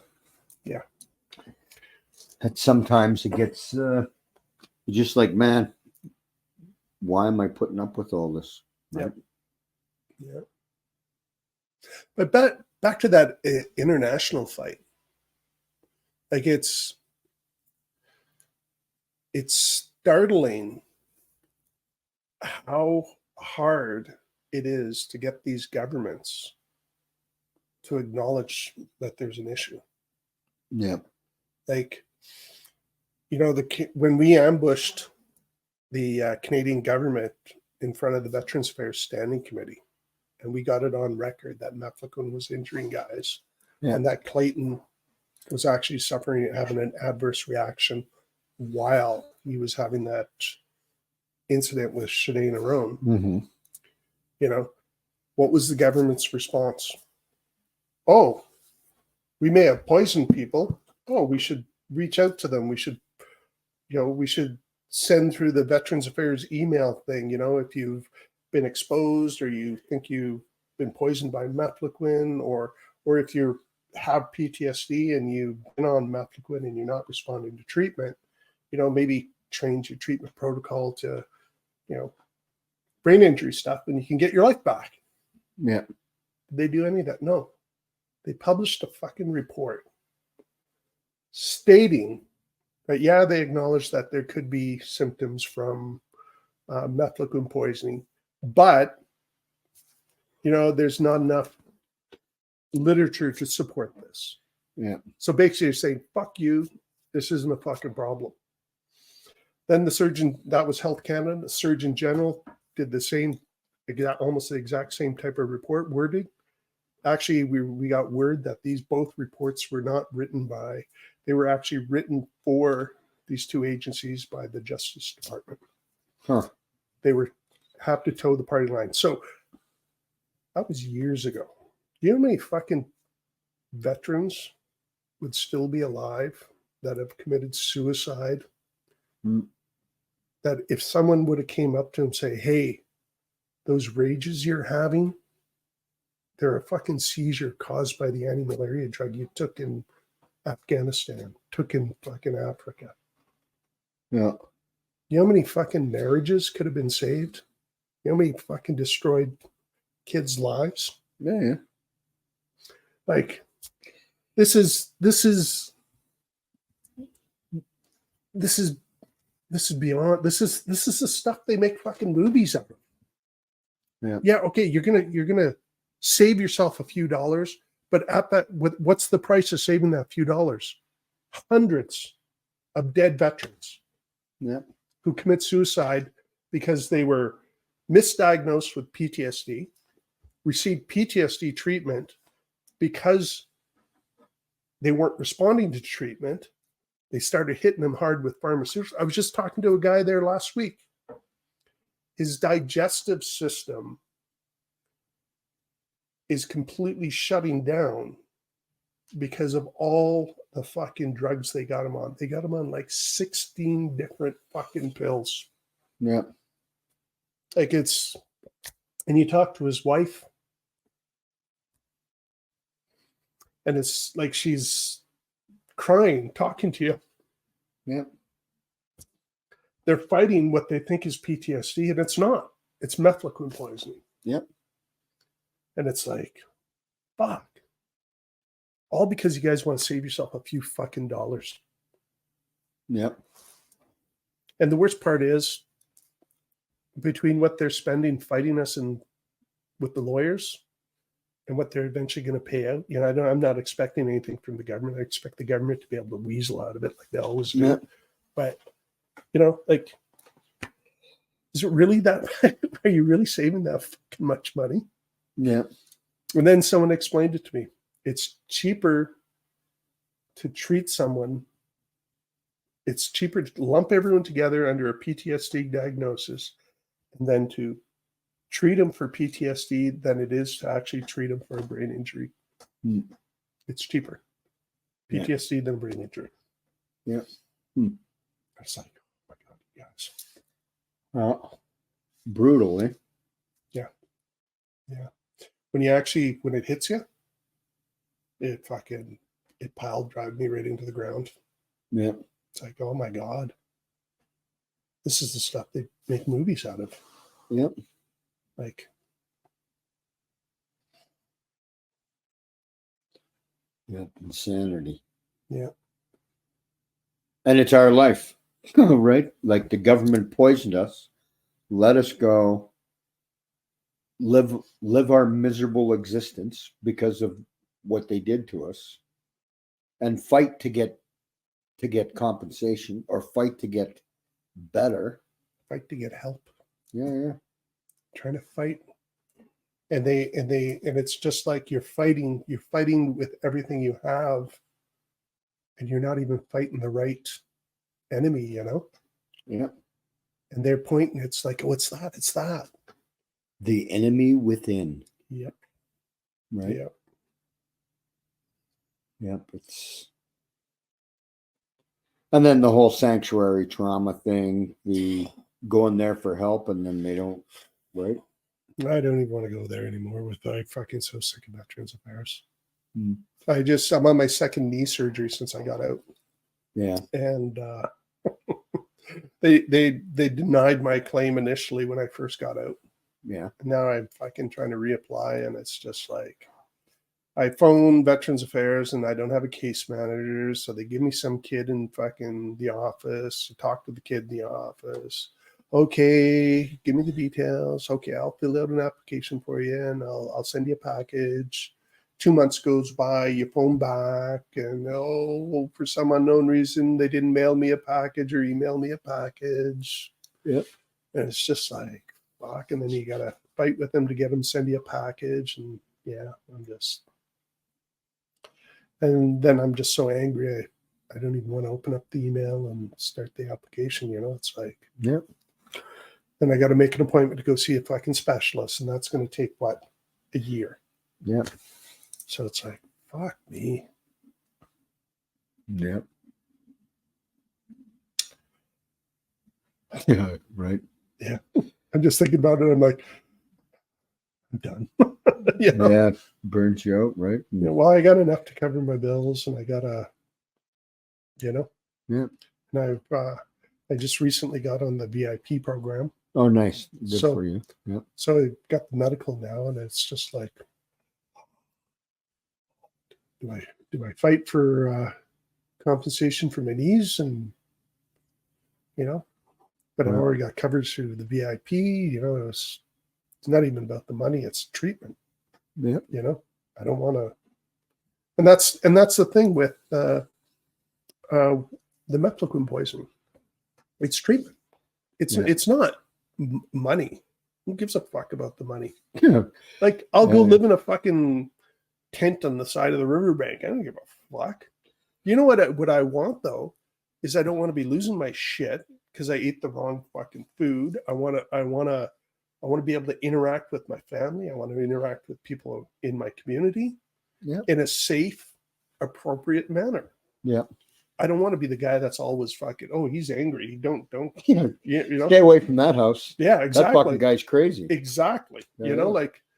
like, it's treatment. I want to go to a brain injury fucking clinic bought and paid for by Veterans Affairs and not the fucking lowest bidder. Yeah, yeah. You know, there's one in BC, Vancouver, I think, because there's nothing in Saskatchewan. I've fucking exhausted everything. For which? For a treatment center? Or for... Well, to go in and sit down and see a specialist about my fucking brain stem injury, chronic quinine encephalopathy. I want to see a fucking specialist on this. I want to know from the expert on how to fight this. I want the fucking tools. Yep. You know? But you're asking for too much. You might be asking for more than they can give. No. Do you know what though? I look at over the years how much money they spent on me. Yep. Getting me sober. Sending me off for inpatient treatment programs for PTSD. Weekly, twice a week, psychologist appointments. Yep. For years and years. I just ran some rough numbers. And we're well over $500,000. Yeah. They spent on me. Yeah. For PTSD. And it's, you know. But meanwhile, they poisoned you, and that's not your problem. Yeah. It's your poison. Exactly. Yeah. Fuck. Okay.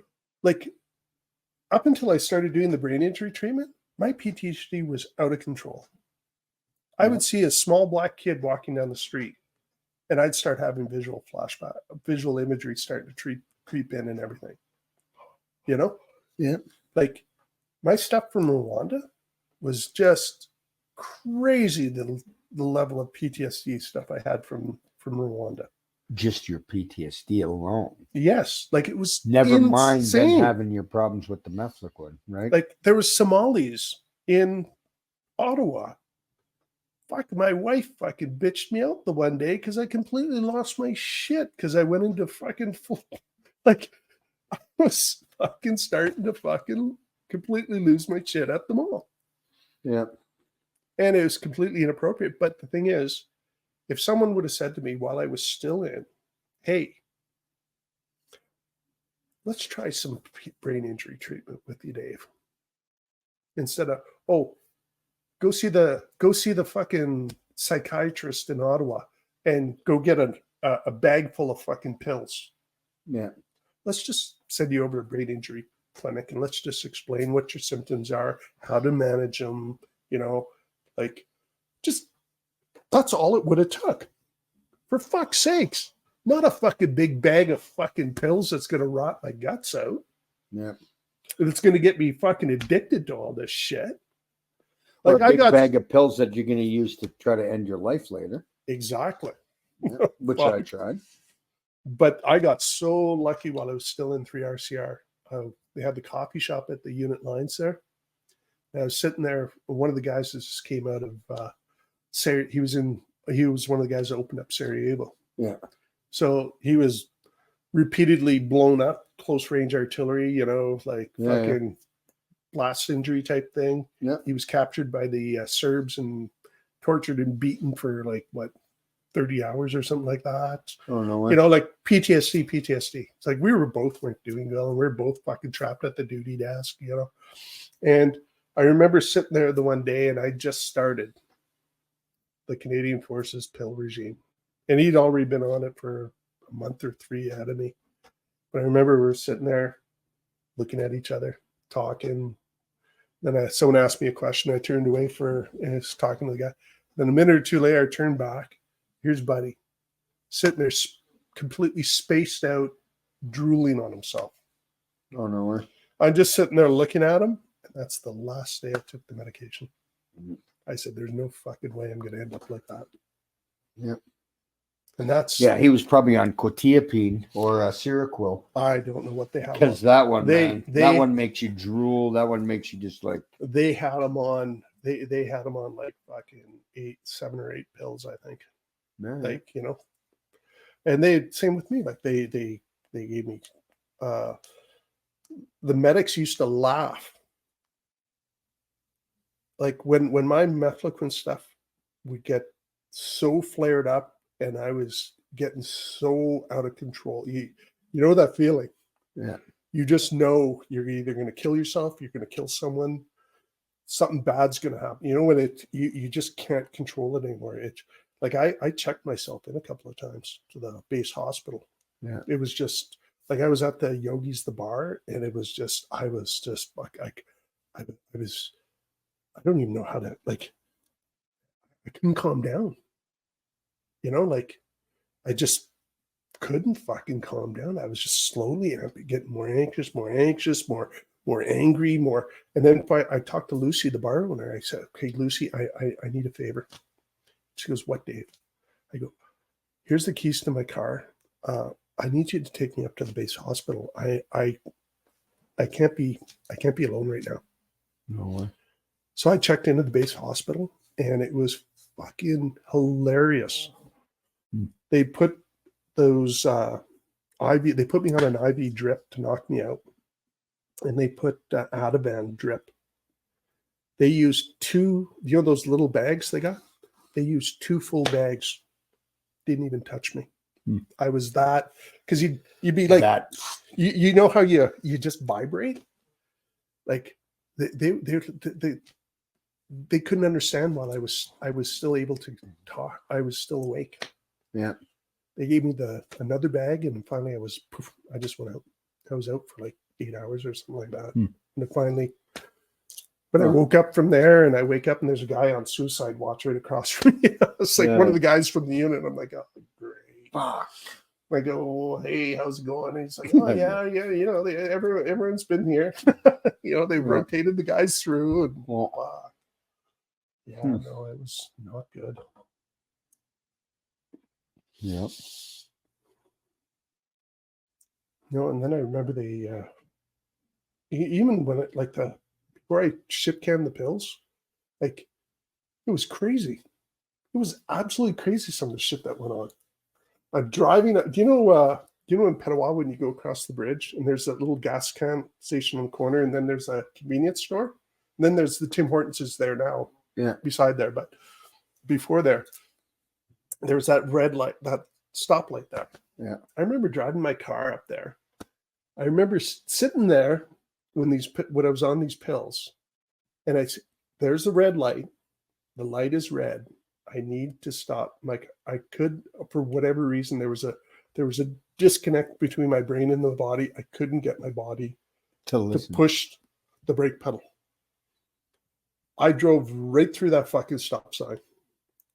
And I went up the road, and I finally turned up a side street, and I was able to park the car. I just sat in the car for like 2 or 3 hours. It's like I was scared to drive. It's like, what the fuck? Like it was crazy, the shit that would go on. Like and the pills, like they took away inhibition control. Yeah. Like, oh, I should kill myself. That's not a good idea. There was no voice saying not to do it. Yeah. Oh, I should push this young girl off the speaker at the Sassy Center.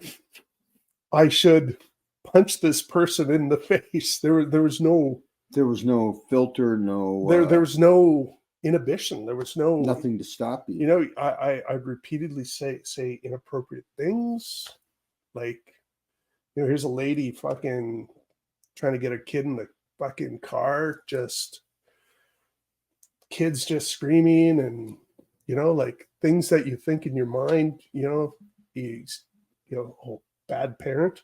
Yeah. You say the shit right out loud, right to the woman. Like what the fuck is that? Who does that shit? Dave, inside voice. Yeah, but voice. basically, like and then you combine that with that lack of empathy, like Yeah. it was crazy, fucking weird times. Yeah. That's a fact. Yeah. Uh-huh. And what killed me too was like you lost your ability to fight for yourself because you didn't have the middle ground where you could be reasonable and, Yeah. as soon as you felt you got a bit slighted, boom. Yeah. There was, and like, I got completely fucked on my divorce. I got fucked on my court martial. I got fucked on my release, Yeah. like I couldn't fight for myself. I literally, like, I had a judge fucking tell me to fucking settle down. My lawyer quit on me. Oh, yeah? Like, just because he fucking phoned me and he said something, and I fucking went right into a Mefloquine rage and totally lost my shit. Nope, I can't work for you. Go find yourself another lawyer. Like, you could not fight for yourself. Yeah. Like, fuck. Yeah. No, I got lucky when I got booted out. I was one of the first. Was it a medical or was it? No, court martial, bad one. Okay. Yeah. So I ended up on my mom and dad's doorstep. Oh yeah, we forgot to finish that story.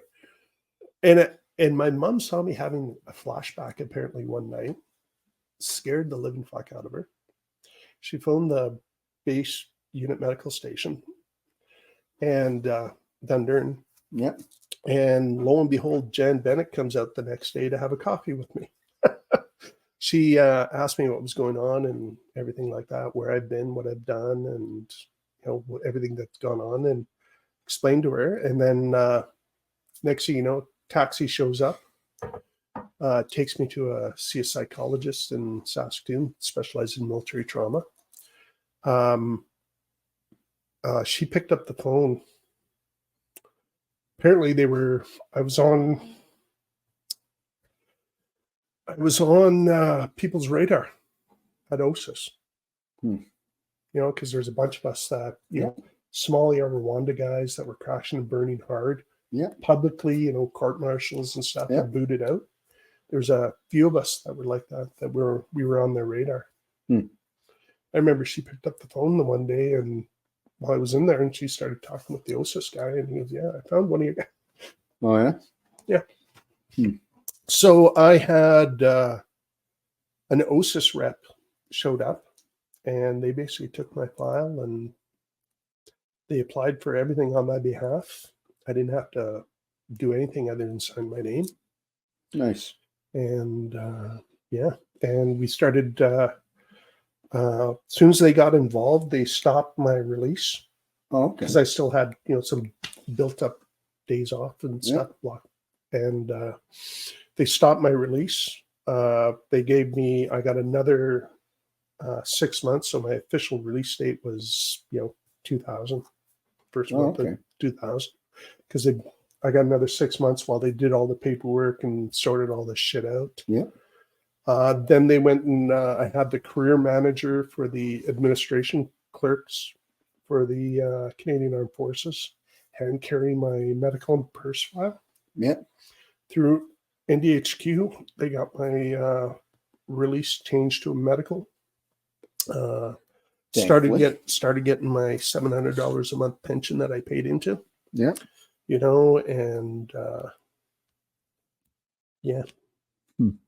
And then Veterans Affairs stuff kicked in shortly thereafter. And it was, if all I got to say is if OSIS wouldn't have stepped in the way they did, when they did, I wouldn't have stayed in treatment. I wouldn't have.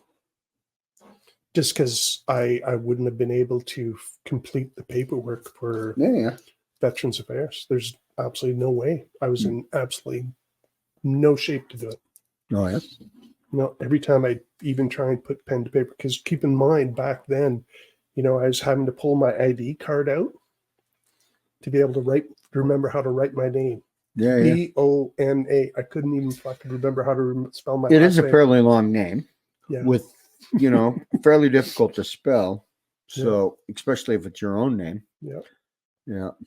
Yeah. So it was just brutal. Yeah. Gives you an idea of where you are. Oh, when yeah. You can, when you're having difficulty spelling your own name, or right. Yep. And that's what, like, almost somewhat speaks to what I was saying to Marge earlier, just to say, right, for me, as I start to have problems, it's like the door of the ship closing, right? You're closing the door to protect yourself, and then there's only one door left, and that's your phone, right? And if I lose that one, then I'm done. Yeah. Right. Yeah. No, but I look back on that time though, and it's like, and again, if they would have came in, they spent 14 years treating me for PTSD. Yeah. When you had mefloquine poisoning. Yep. Yeah. The thing is, my PTSD, like the visual imagery, all that stuff, the mefloquine poison wasn't let it settle down. It wasn't until after 3 months after I finished my neurofeedback treatment, Yeah, that I was able to actually work my way through all the major incidents in Rwanda. Like it was, and I've tried for 14, literally, me and my doctor, we tried for 14 years to fucking put Rwanda to bed. It was not going to bed. There was nothing we could do. We tried everything. We even took 5 days and we did fucking 2-hour sessions for 5 days trying to I could not do it. I just couldn't do it. Like it was, I could talk about it, but my body wasn't processing. My brain wasn't processing, wasn't putting it to bed. Yep. It like literally once I started doing that neurofeedback, it was like I was literally able to work through every major incident in a short amount of time. Once that treatment took. And like, don't get me wrong, it's still there. But am I getting swamped by visual imagery every time I see a little black kid that looks like, kid from Rwanda? No. Yep. So. Yeah. Yeah. Something. I know. What else you got? I don't know. Do you have any, anything that struck you as odd from Somalia? Any, or even for that matter, since then, anything that kind of, I don't know, an oddity or something that do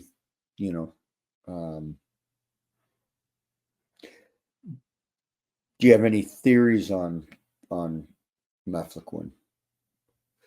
Like, was it really an anti-malaria or was it for something else? You know what? Oh my God. That's a good question you're asking. And there is a lot of validity to what you just said. Yeah. Because there was a doctor that has only been published twice. Once he was a part of the American Ultra trials, and they tested all these compounds that would make super soldiers. And what were they looking for? They were looking for things that impede people's ability to sleep so they could stay awake and stay alert for extended periods of time. You're looking for something that will make your soldiers more aggressive. Something that takes away their ability to be empathic. Yeah. So their inhibition control. Their hyper aggression.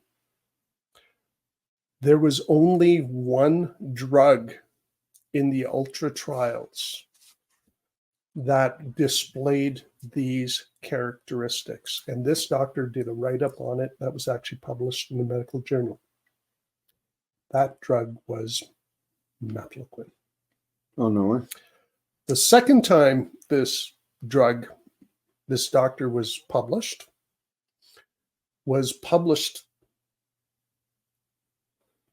when Mefloquine. How was the wording on the ultra trial report on Mefloquine? It fit all their criteria for what they were looking for. Plus, it had incidental anti-malarial properties.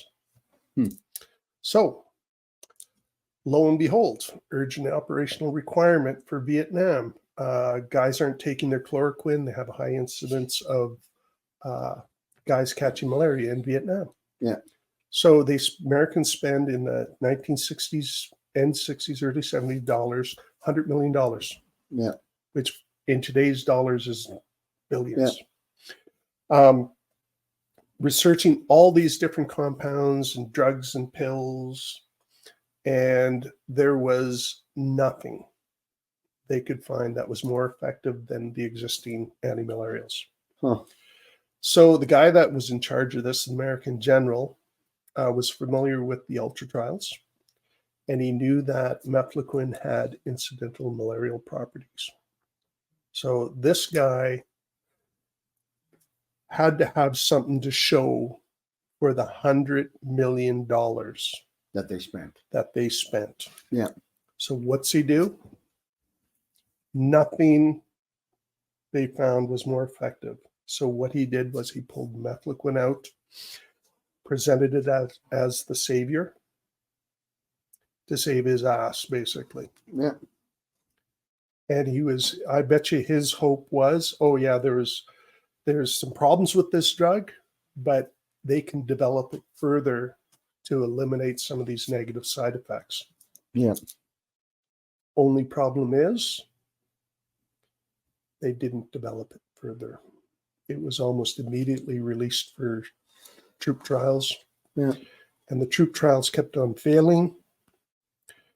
So they took it away from the trialing it on American soldiers, that they tried to trial it on prisoners I think it was in Georgia. So they'd go to the guys, here's $5, here's a pill, take the pill, you get $5. But they weren't doing proper follow-ups to match these guys for adverse side effects. But again, look at the environment they're in. Yeah.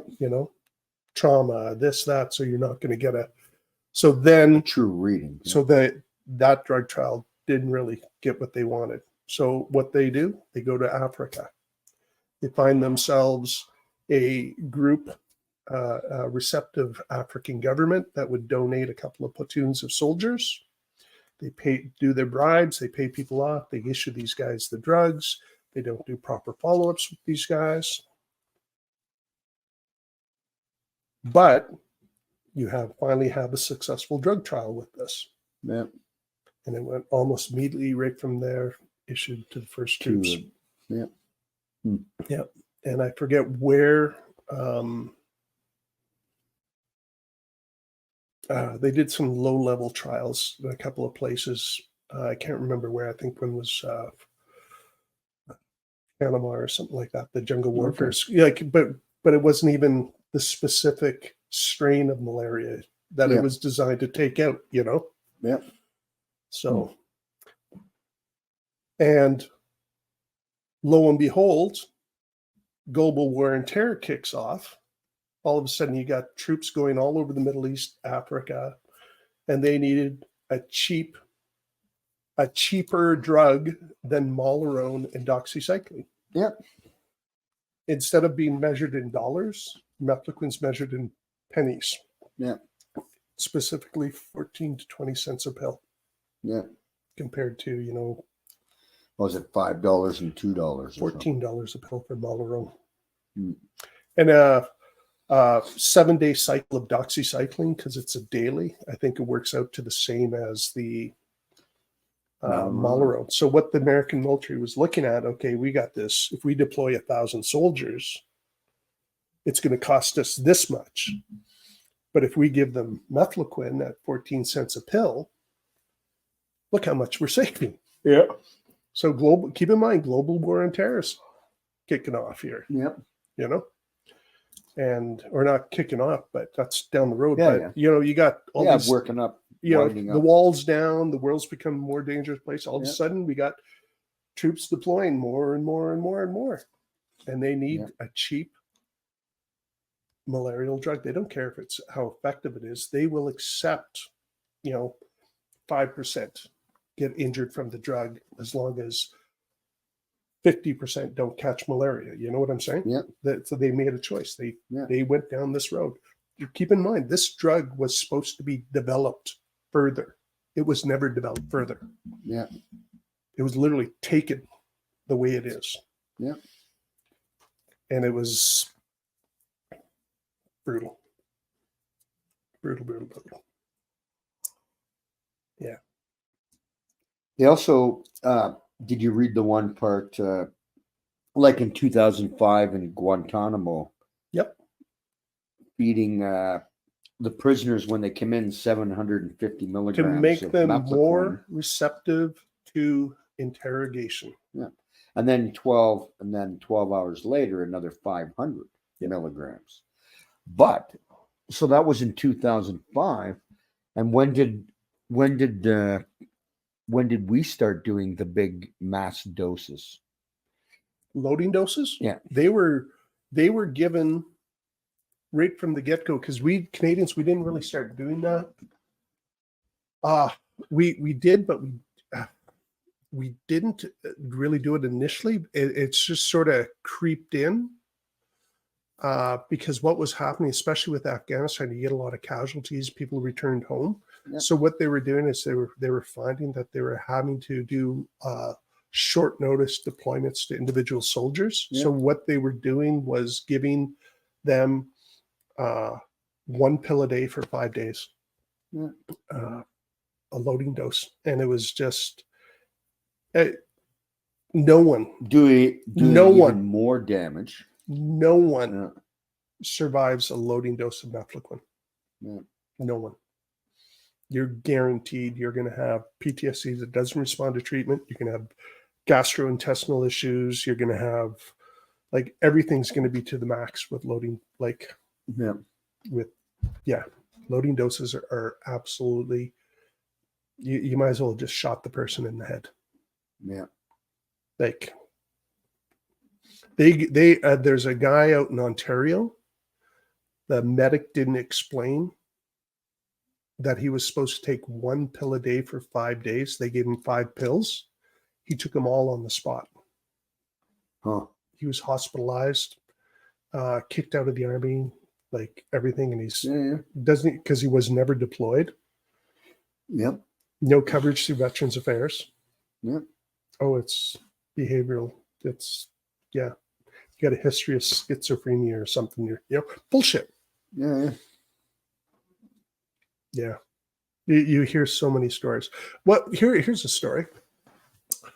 In all those years, and all those people I have ever talked to, there has only been one person that has the correct diagnosis from our health system with regards to their injury.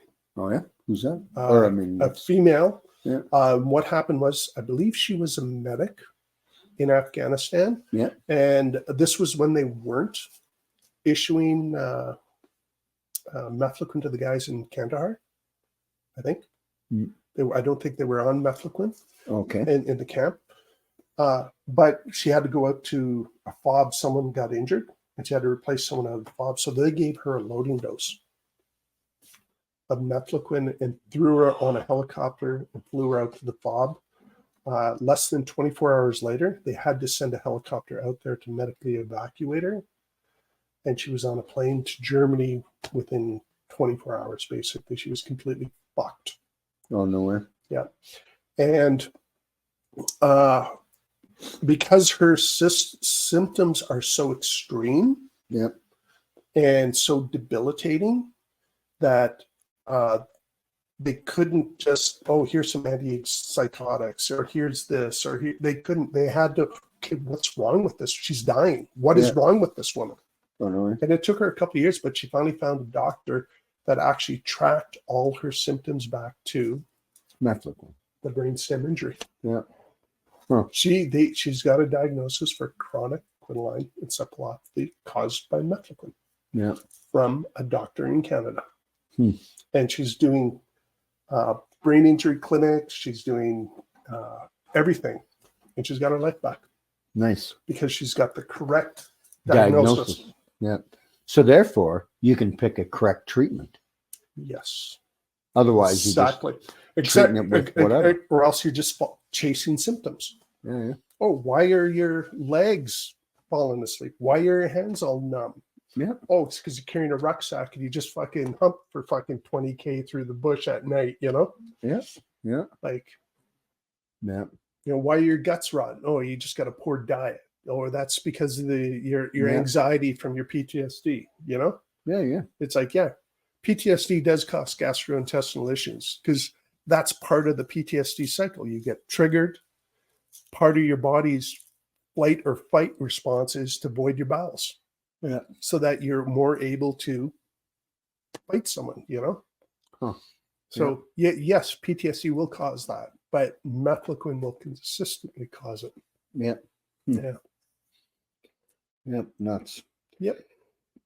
So just any personal achievements or, what are you most proud of that you've done, that you've accomplished, or, whether it's within your family or work, what are you most proud of? Well, I've been, ever since I started this brain injury treatment, I've been able to get a grip on my symptoms enough that this past year, I was over in Ukraine for 3 months. Yeah. And I was able to help train the Ukrainian army for 3 months. Nice. It's probably one of the most humbling experiences I've ever had. Here are guys, defending their homes. Yeah. And I was able to just go in and, simple things like, here's how you clear a trench without shooting your buddy, Yeah. Or here's how you shoot your rifle. This is basic marksmanship principles, or, here's how you put on a tourniquet, 3 months of, it was pretty intense. Yeah. I got new PTSD symptoms. Yeah. While we were relocated, we were with the 68th Assault Brigade, and they've been on the front line from day one. So we had to go to them. So we were literally right on, 5 kilometers from the front lines. Yeah. In their where they rotate off the line into. Okay. And then we get a platoon of the guys before they rotate out to the line, and then we cut them in half. We'd work on trench clearing, field movements, like field movement, like stupid shit. Yeah. This is how you walk down a road. You don't go in a big clump. Yeah. Proper spacing, put one guy on either side of the road, space yourselves out. So if the artillery comes, you're not one big target. Yeah. Just stupid shit like that. Like they're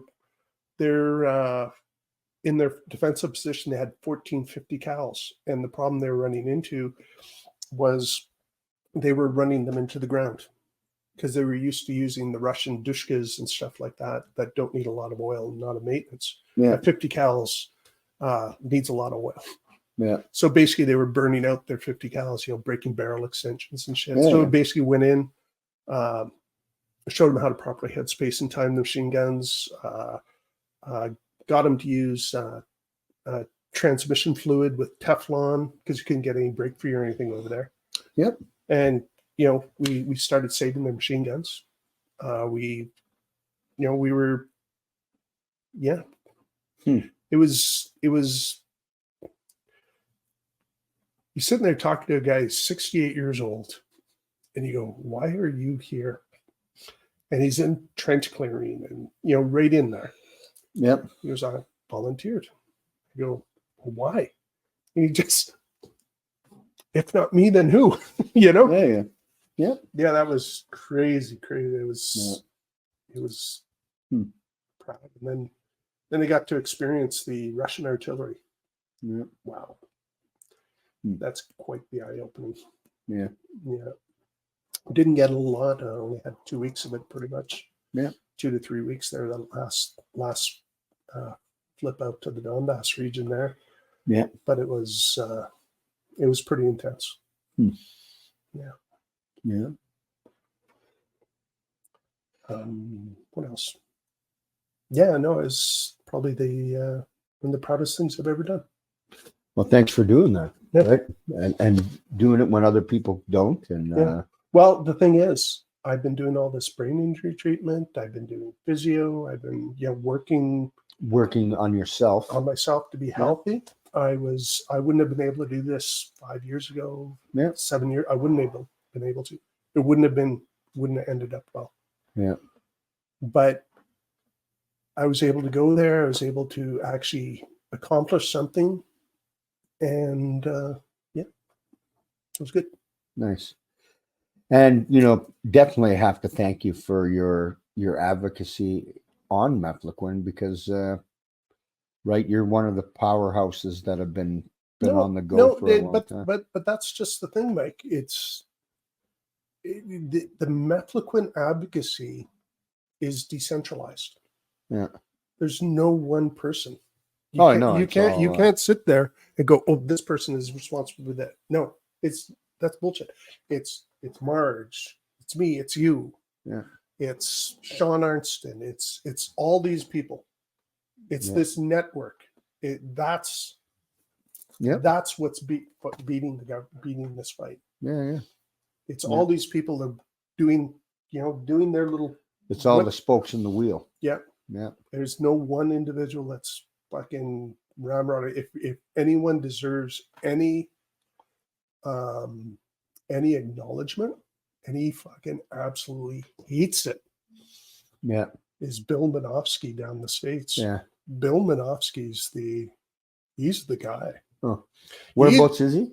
He's I can't even remember, Pennsylvania or Pennsylvania. Oh, Pennsylvania. Or North Carolina. That would be hard to. Yeah. But anyway, he's the guy that educated me.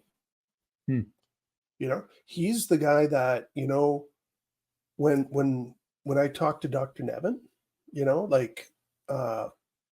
and was starting to do this, all of a sudden out of the blue, I get a call from Bill. "Okay, I keep on seeing your name up lately. I'm reaching out. I'm come to talk to you." Yeah. We gotta introduce ourselves. So I started talking to Bill, and then what I started to do was I started to model what Bill was doing here in Canada. Yeah. Trying to anyway, because what he was doing, he would get little nodes all around the country where you've got a doctor that fully understands Mefloquine poisoning, the doctor that's networked with Dr. Nevin. Yeah. And then when you get injured veteran in a certain area, you just give them a name and a number, and all they have to do is pick up the phone. Yeah. And they don't have to explain nothing. They know that if anyone phones and mentions Bill, you're Mefloquine, you don't have to explain anything. Doctor will get you in, start the treatment, start the testing, whatever needs to be done. Tried that here in Canada, but the way our health system's structured, I started to, and I got Dr. Zakuski and another guy out in BC there, but it just COVID sort of killed it. Because people couldn't go into the offices and stuff, but we were just literally just on the cusp of having that, because you're pushing the rock up the hill. As soon as you get a couple of doctors going, "Hey, this is an issue," Yeah. We understand it, and there's a set pattern for this injury. Once we understand that, boom, we were just right there, and then COVID hit. Yeah. Because if I could have got 2 more doctors in Western Canada, we would have been fucking unstoppable. Because then what happens then is you would have been in like that snowball effect. Yeah. You know? Yeah. Because you go in and see this doctor, then you go drag two or three of the guys you deployed with in, you know? Yeah. And it just sort of the snowball happens. Yeah. But we were fucking COVID killed that. That and Trump. Yeah. Trump fucking absolutely killed us. Because we were, every time we'd get media momentum going, and we were getting on the front page of the news, we were getting people's faces on the newspapers and stuff, and people's story out, Trump would fucking tweet something on the fucking world politics on the shitter that morning, you know, before he started his day, and everyone would lose their minds, and we slowly got bumped off the media thing. And then when Trudeau got elected, we completely got sunk, because then he put one of his staff in charge of the press gallery, and when that happened, anything contrary to what the Liberals wanted in the media wasn't being pushed out to all, because you understand what the parliamentary press gallery is, right? Yeah. It's the group of reporters that represent all the major media across Canada. And they're a pool that whenever any stories come across, anything, the press gallery would push it out to these guys. Yeah. Well, this is part of the Liberal controlling the narrative. Yeah. We were being filtered out. And you could see it. It was just like someone flipped a switch. Because I was getting calls, you know, minimum once a month from a reporter or a documentary filmmaker or someone along that lines. But as soon as Trudeau got elected, nothing. It just fizzled out. Yeah. So, yeah. A lot of bullshit behind the scenes. Yes. Lots, eh? Yeah. 6 o'clock. Where do you want to go? More? Huh? More? If you got any more. We got it. Well, I'm sure you got lots. But, and one of the things I've noticed is, like, there's a pattern. Like, when guys get injured with Mefloquine, there's a pattern to it, you know? Like, you get the conduct issues, you know? And then when the work starts to go, then the family stuff starts to go, you know? Yeah. And then as soon as that family stuff goes, because that's usually most people's safety net, as soon as that goes, like, that's when the bad stuff happens. That's when you get a lot of suicides and domestic violence and people thrown in jail for, you know, violence out on the bars and stuff. All the stuff that you would expect to be coming out from a drug that. Yeah. But once you isolate that individual, the drug does its thing, and it's not a lot of people survive it in a healthy way. Yeah. Not a lot of people. It creates so much chaos. Like what causes the suicide?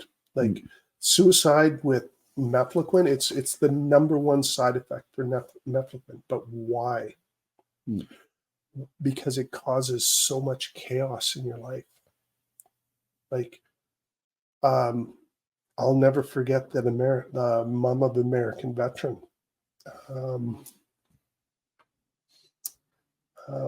I talked to a couple of his buddies too. Very clearly, Mefloquine boys and Mefloquine rages like you wouldn't believe. Yeah. Only way he could manage them was alcohol. He threw his mom through the kitchen wall. Yeah. Jumps on his motorbike, hits the highway, drives into a bridge abutment at over 100 miles an hour. Yeah. You know, like, is that attributable to his military service? Yeah. You know? Yeah. And you see so many people like that. Yeah. It's the chaos it creates. It's the lack of sleep, extended periods of lack of sleep. Like your brain will actually become toxic if you don't hit your REM sleep. Because when the REM sleep kicks in, that's when your brain actually cleans all that waste material from the cellular production and all that Oh, yeah. out of the body, out of the brain. Yep. And if you don't hit REMC, your lymphatic system doesn't kick in, and you will literally sit there, get even more batshit crazy. So there's like suicide is so many fucking. Oh. Yeah. But suicide, it's not just it's the impaired judgment. It's the like I used to drink heavily just so I could get that sleep once a week or once every 2 weeks type thing.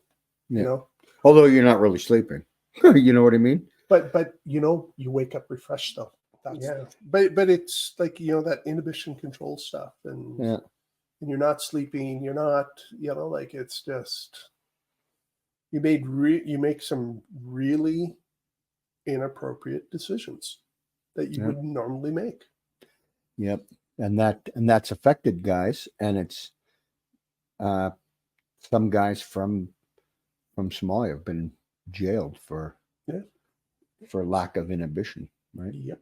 There's a lot of guys there. I remember I forget how many years ago, even before I knew anything about Mefloquine, I remember some guy getting arrested in southern Ontario, and he was a member of the regiment, and he got thrown in prison.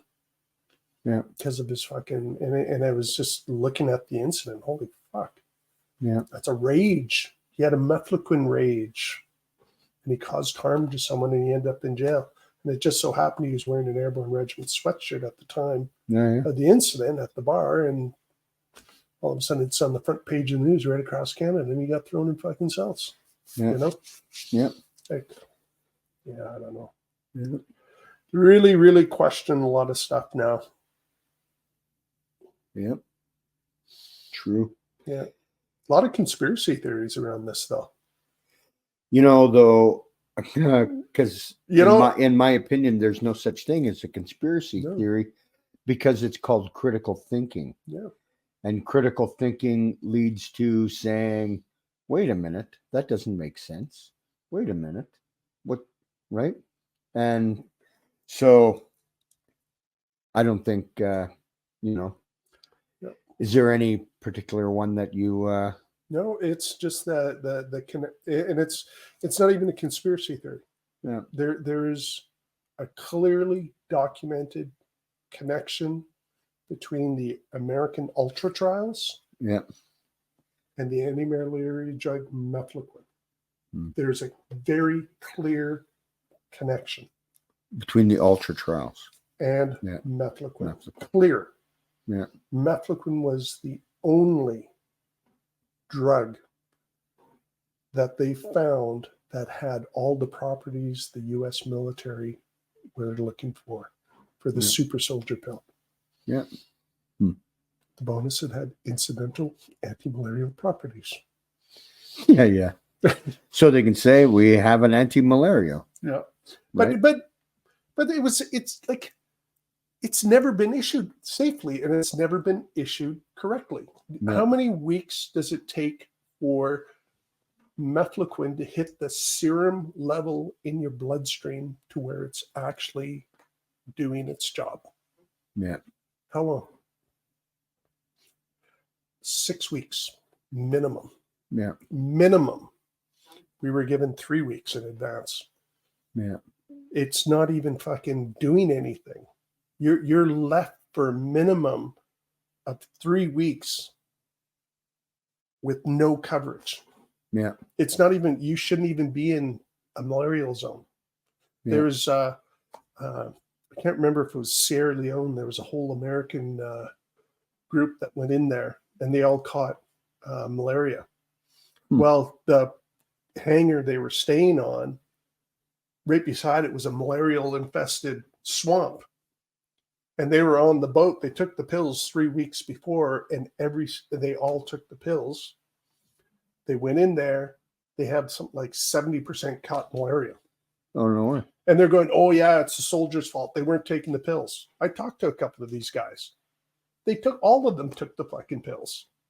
Yeah. It's what was happening was it hadn't hit its serum level where it actually works and kills the malarial parasite in your bloodstream.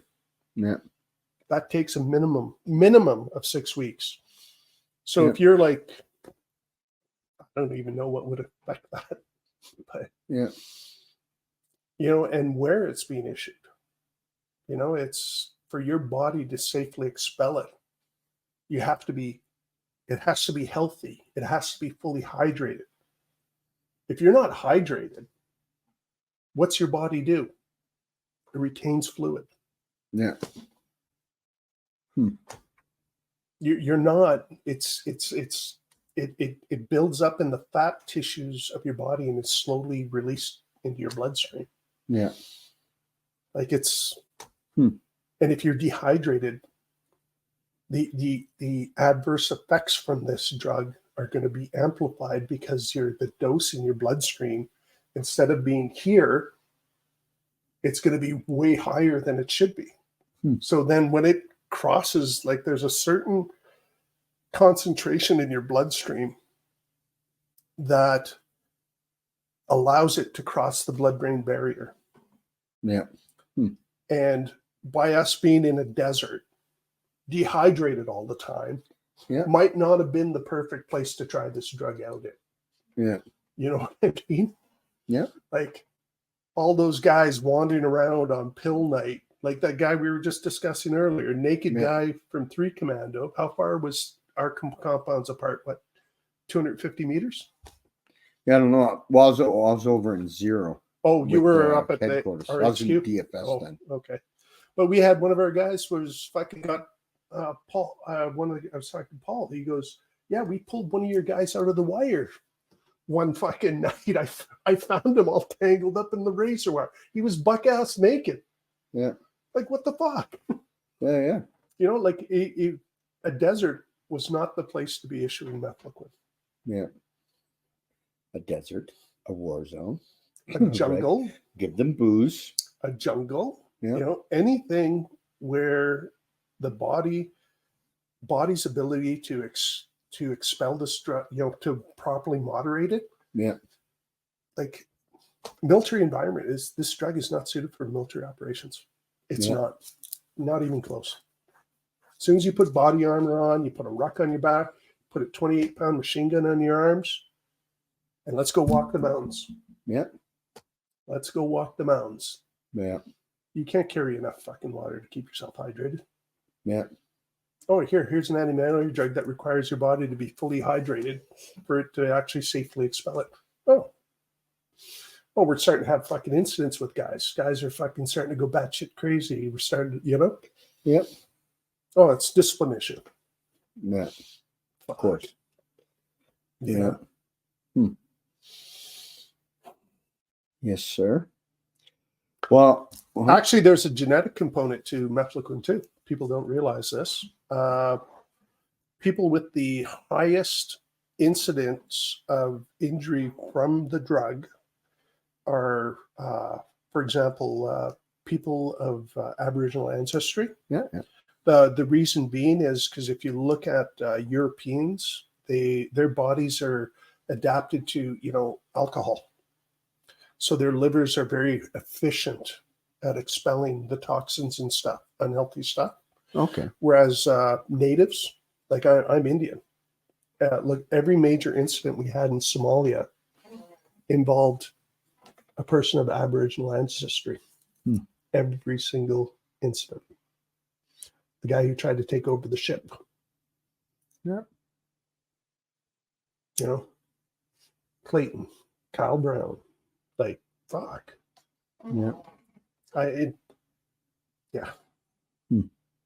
So there's some people have a genetic predisposition to not being able to safely use this drug. Yeah. So they'll have a higher incidence of injury from it.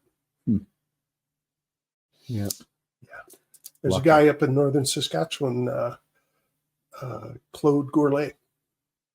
airborne signaler in Somalia with us. Okay, I know that name. Go on. Yeah. Do you know how he died? He died in a long-term care facility in, where was it? Hudson's Bay, I think. They couldn't diagnose what was wrong with him. His guts basically shut down on him. Yeah. His system, he had multi-system failure. Yeah. He died. Mefloquine killed him. Yeah. It just took him 15 years. Yeah. I used to work fire management with his brother. I didn't know at the time when I was working with his brother. I reached out to him after. I go, hey, this is what happened to your brother. Yeah. He was poisoned. That's what killed him. Yeah. Like, if you look, there are so many people that have died from this. Like, cardiac issues. How many people you know? And we're thinking the same guy, I'm thinking. Chuck Barnsley. Yeah. Yeah. Like, how the fuck does a guy that can put a pack on his back, run 10 kilometers to the base, take an airborne Pathfinder platoon on morning fitness, then run home at the end of the day? How does a guy like that have a heart attack? Yeah. How does Joel Sorby have a heart attack? Yeah. He's got no fucking indicators of fucking cardiac. If I remember correctly, he didn't have a family history of cardiac issues. Yeah. Why? It's because the fucking damage also controls your cardiac muscles. I used to have flutters all the time. Basically, it's like an atrial fibrillation. It's just, you can feel it. The heart would just go crazy every once in a while. Yeah. Feel like it was just insane. I used to have that all the fucking time. Ever since I really started managing my diet and that, yeah, I don't really have that stuff anymore. So, yeah, that's good. But there's, and you talk about murder suicides. Like, people don't realize how many murder suicides there were with returning military soldiers. Yeah. You talk to anyone from Somalia, like the Steve Slane, like the Fort Drum guys from the Tenth Mountain, they had a bunch. Guys in Fort Bragg. The only reason that the Fort Bragg ones were on the radar is because there was a cluster. Like, there's the guy, that signaler in Toronto, stabbed his pregnant wife in the belly, threw her off the balcony, a 14th floor balcony, and then jumped after her. Talked to one of the guys he was deployed with. The guy would have fucking insane Mefloquine dreams every night he took the pills. Yeah. His mom approached me at the rally in Ottawa in tears. Yeah. And you try and talk to her and you ask her, and she said it clearly. Like, he became a totally different person when he came back. Like, he was angry all the time, and I described, do you remember how his eyes looked? Oh, and she goes, yeah, right away. She described it as walking evil. Yeah. And there was another lady from Australia, a wife of a veteran, Australian soldier, yeah. And she described her husband walking evil. And when soon as my wife heard that, she goes, that's perfect. That's exactly how you would describe you, Dave, when you were fully gone on Mefloquine. Yeah. Because your pupils would fully dilate, your skin would go pale. Like, I used to walk, I used to have, when I'd walk down the hall, I'd bump off anything that was hanging in the wall. Yeah. Because I'd lean to the left too when I'd have my Mefloquine rages. Yeah. Yeah. Yeah. So something. I don't know where else to go with this. What else can we cover? I think that's how to train. What? Oh, observation. Here's something. over 200 people I reached out to, I noticed patterns. Yep. Who's doing bad? You know, guys that sit and play video games, eat potato chips, drink fizzy pop, and don't do anything. Their Mefloquine symptoms are generally the worst, and their day-to-day function is right in the toilet. And then at the opposite end of the spectrum, this is just observations from me talking to people. Yeah. Who's doing the best? And what I noticed, and there was no gray area. It was like, you know, these guys are doing really well. Yeah, they do have some of the symptoms. They can't do the Romberg test, but their mood management and everything's like really, they can function. But it's guys that go to the gym every day, like almost every day, you know, on a regular, that they're eating healthy food, you know, because generally weightlifters, you know, they eat a lot of high protein diet. Yeah. You know, like they do a lot of protein shakes. They do, you know, they generally try and eat healthy. Yeah. And they're exercising all the time. Yeah. So that's what I model my treatment stuff on, is not to sit around, play video games, drink fizzy pop and eat chippies. Yeah. But the other end of the spectrum, you know, I get up in the morning, I make myself this crazy healthy protein shake. It's got spinach, it's got blueberries, it's got milk, it's got 2 scoops of the healthiest protein powder I can find. Yeah. You know? Put it in the blender and pound it back. That's how I start my day. So my system's fully loaded, flush. And then when I get to the city, I can do my stuff, I function, but 1 o'clock will not roll around without me sitting in somewhere having a healthy protein-rich lunch. Mm. You know, like my day is, and it's like I do healthy stuff whenever, you know. Yep. I try not to do, it slips in, you know, but I try and do it in a healthy way. Yeah. You know, when I have to do fast food, you know, I try and, you know, chicken tenders, or like, you know, Wendy's chilies are good. Generally Wendy's chilies are really good, actually, for really quick, protein rich, cheap and easy to buy. Yeah. I've got a bunch of restaurants around Saskatoon that are all day breakfast places that I can go in for, you know, $10 or $12 and get, you know, bacon and eggs. Yeah. You know, and if I'm really feel like I have a real deficit with my protein, you know, I get steak and eggs. Yeah. You know? Yeah. So it's that's what I found has worked to manage this. That combined with Loretta neurofeedback, I take a really healthy probiotic to keep my guts working, because with the Mefloquine poisoning, that's what the what screwed up your the wet gut is caused by the over secretion and cleaning out all the flora and fauna. So replace that, and then the retention of the food in your system longer lets your body extract it. But that's, you know, treatment in a nutshell. I'd like to thank you for coming on the podcast. Yeah.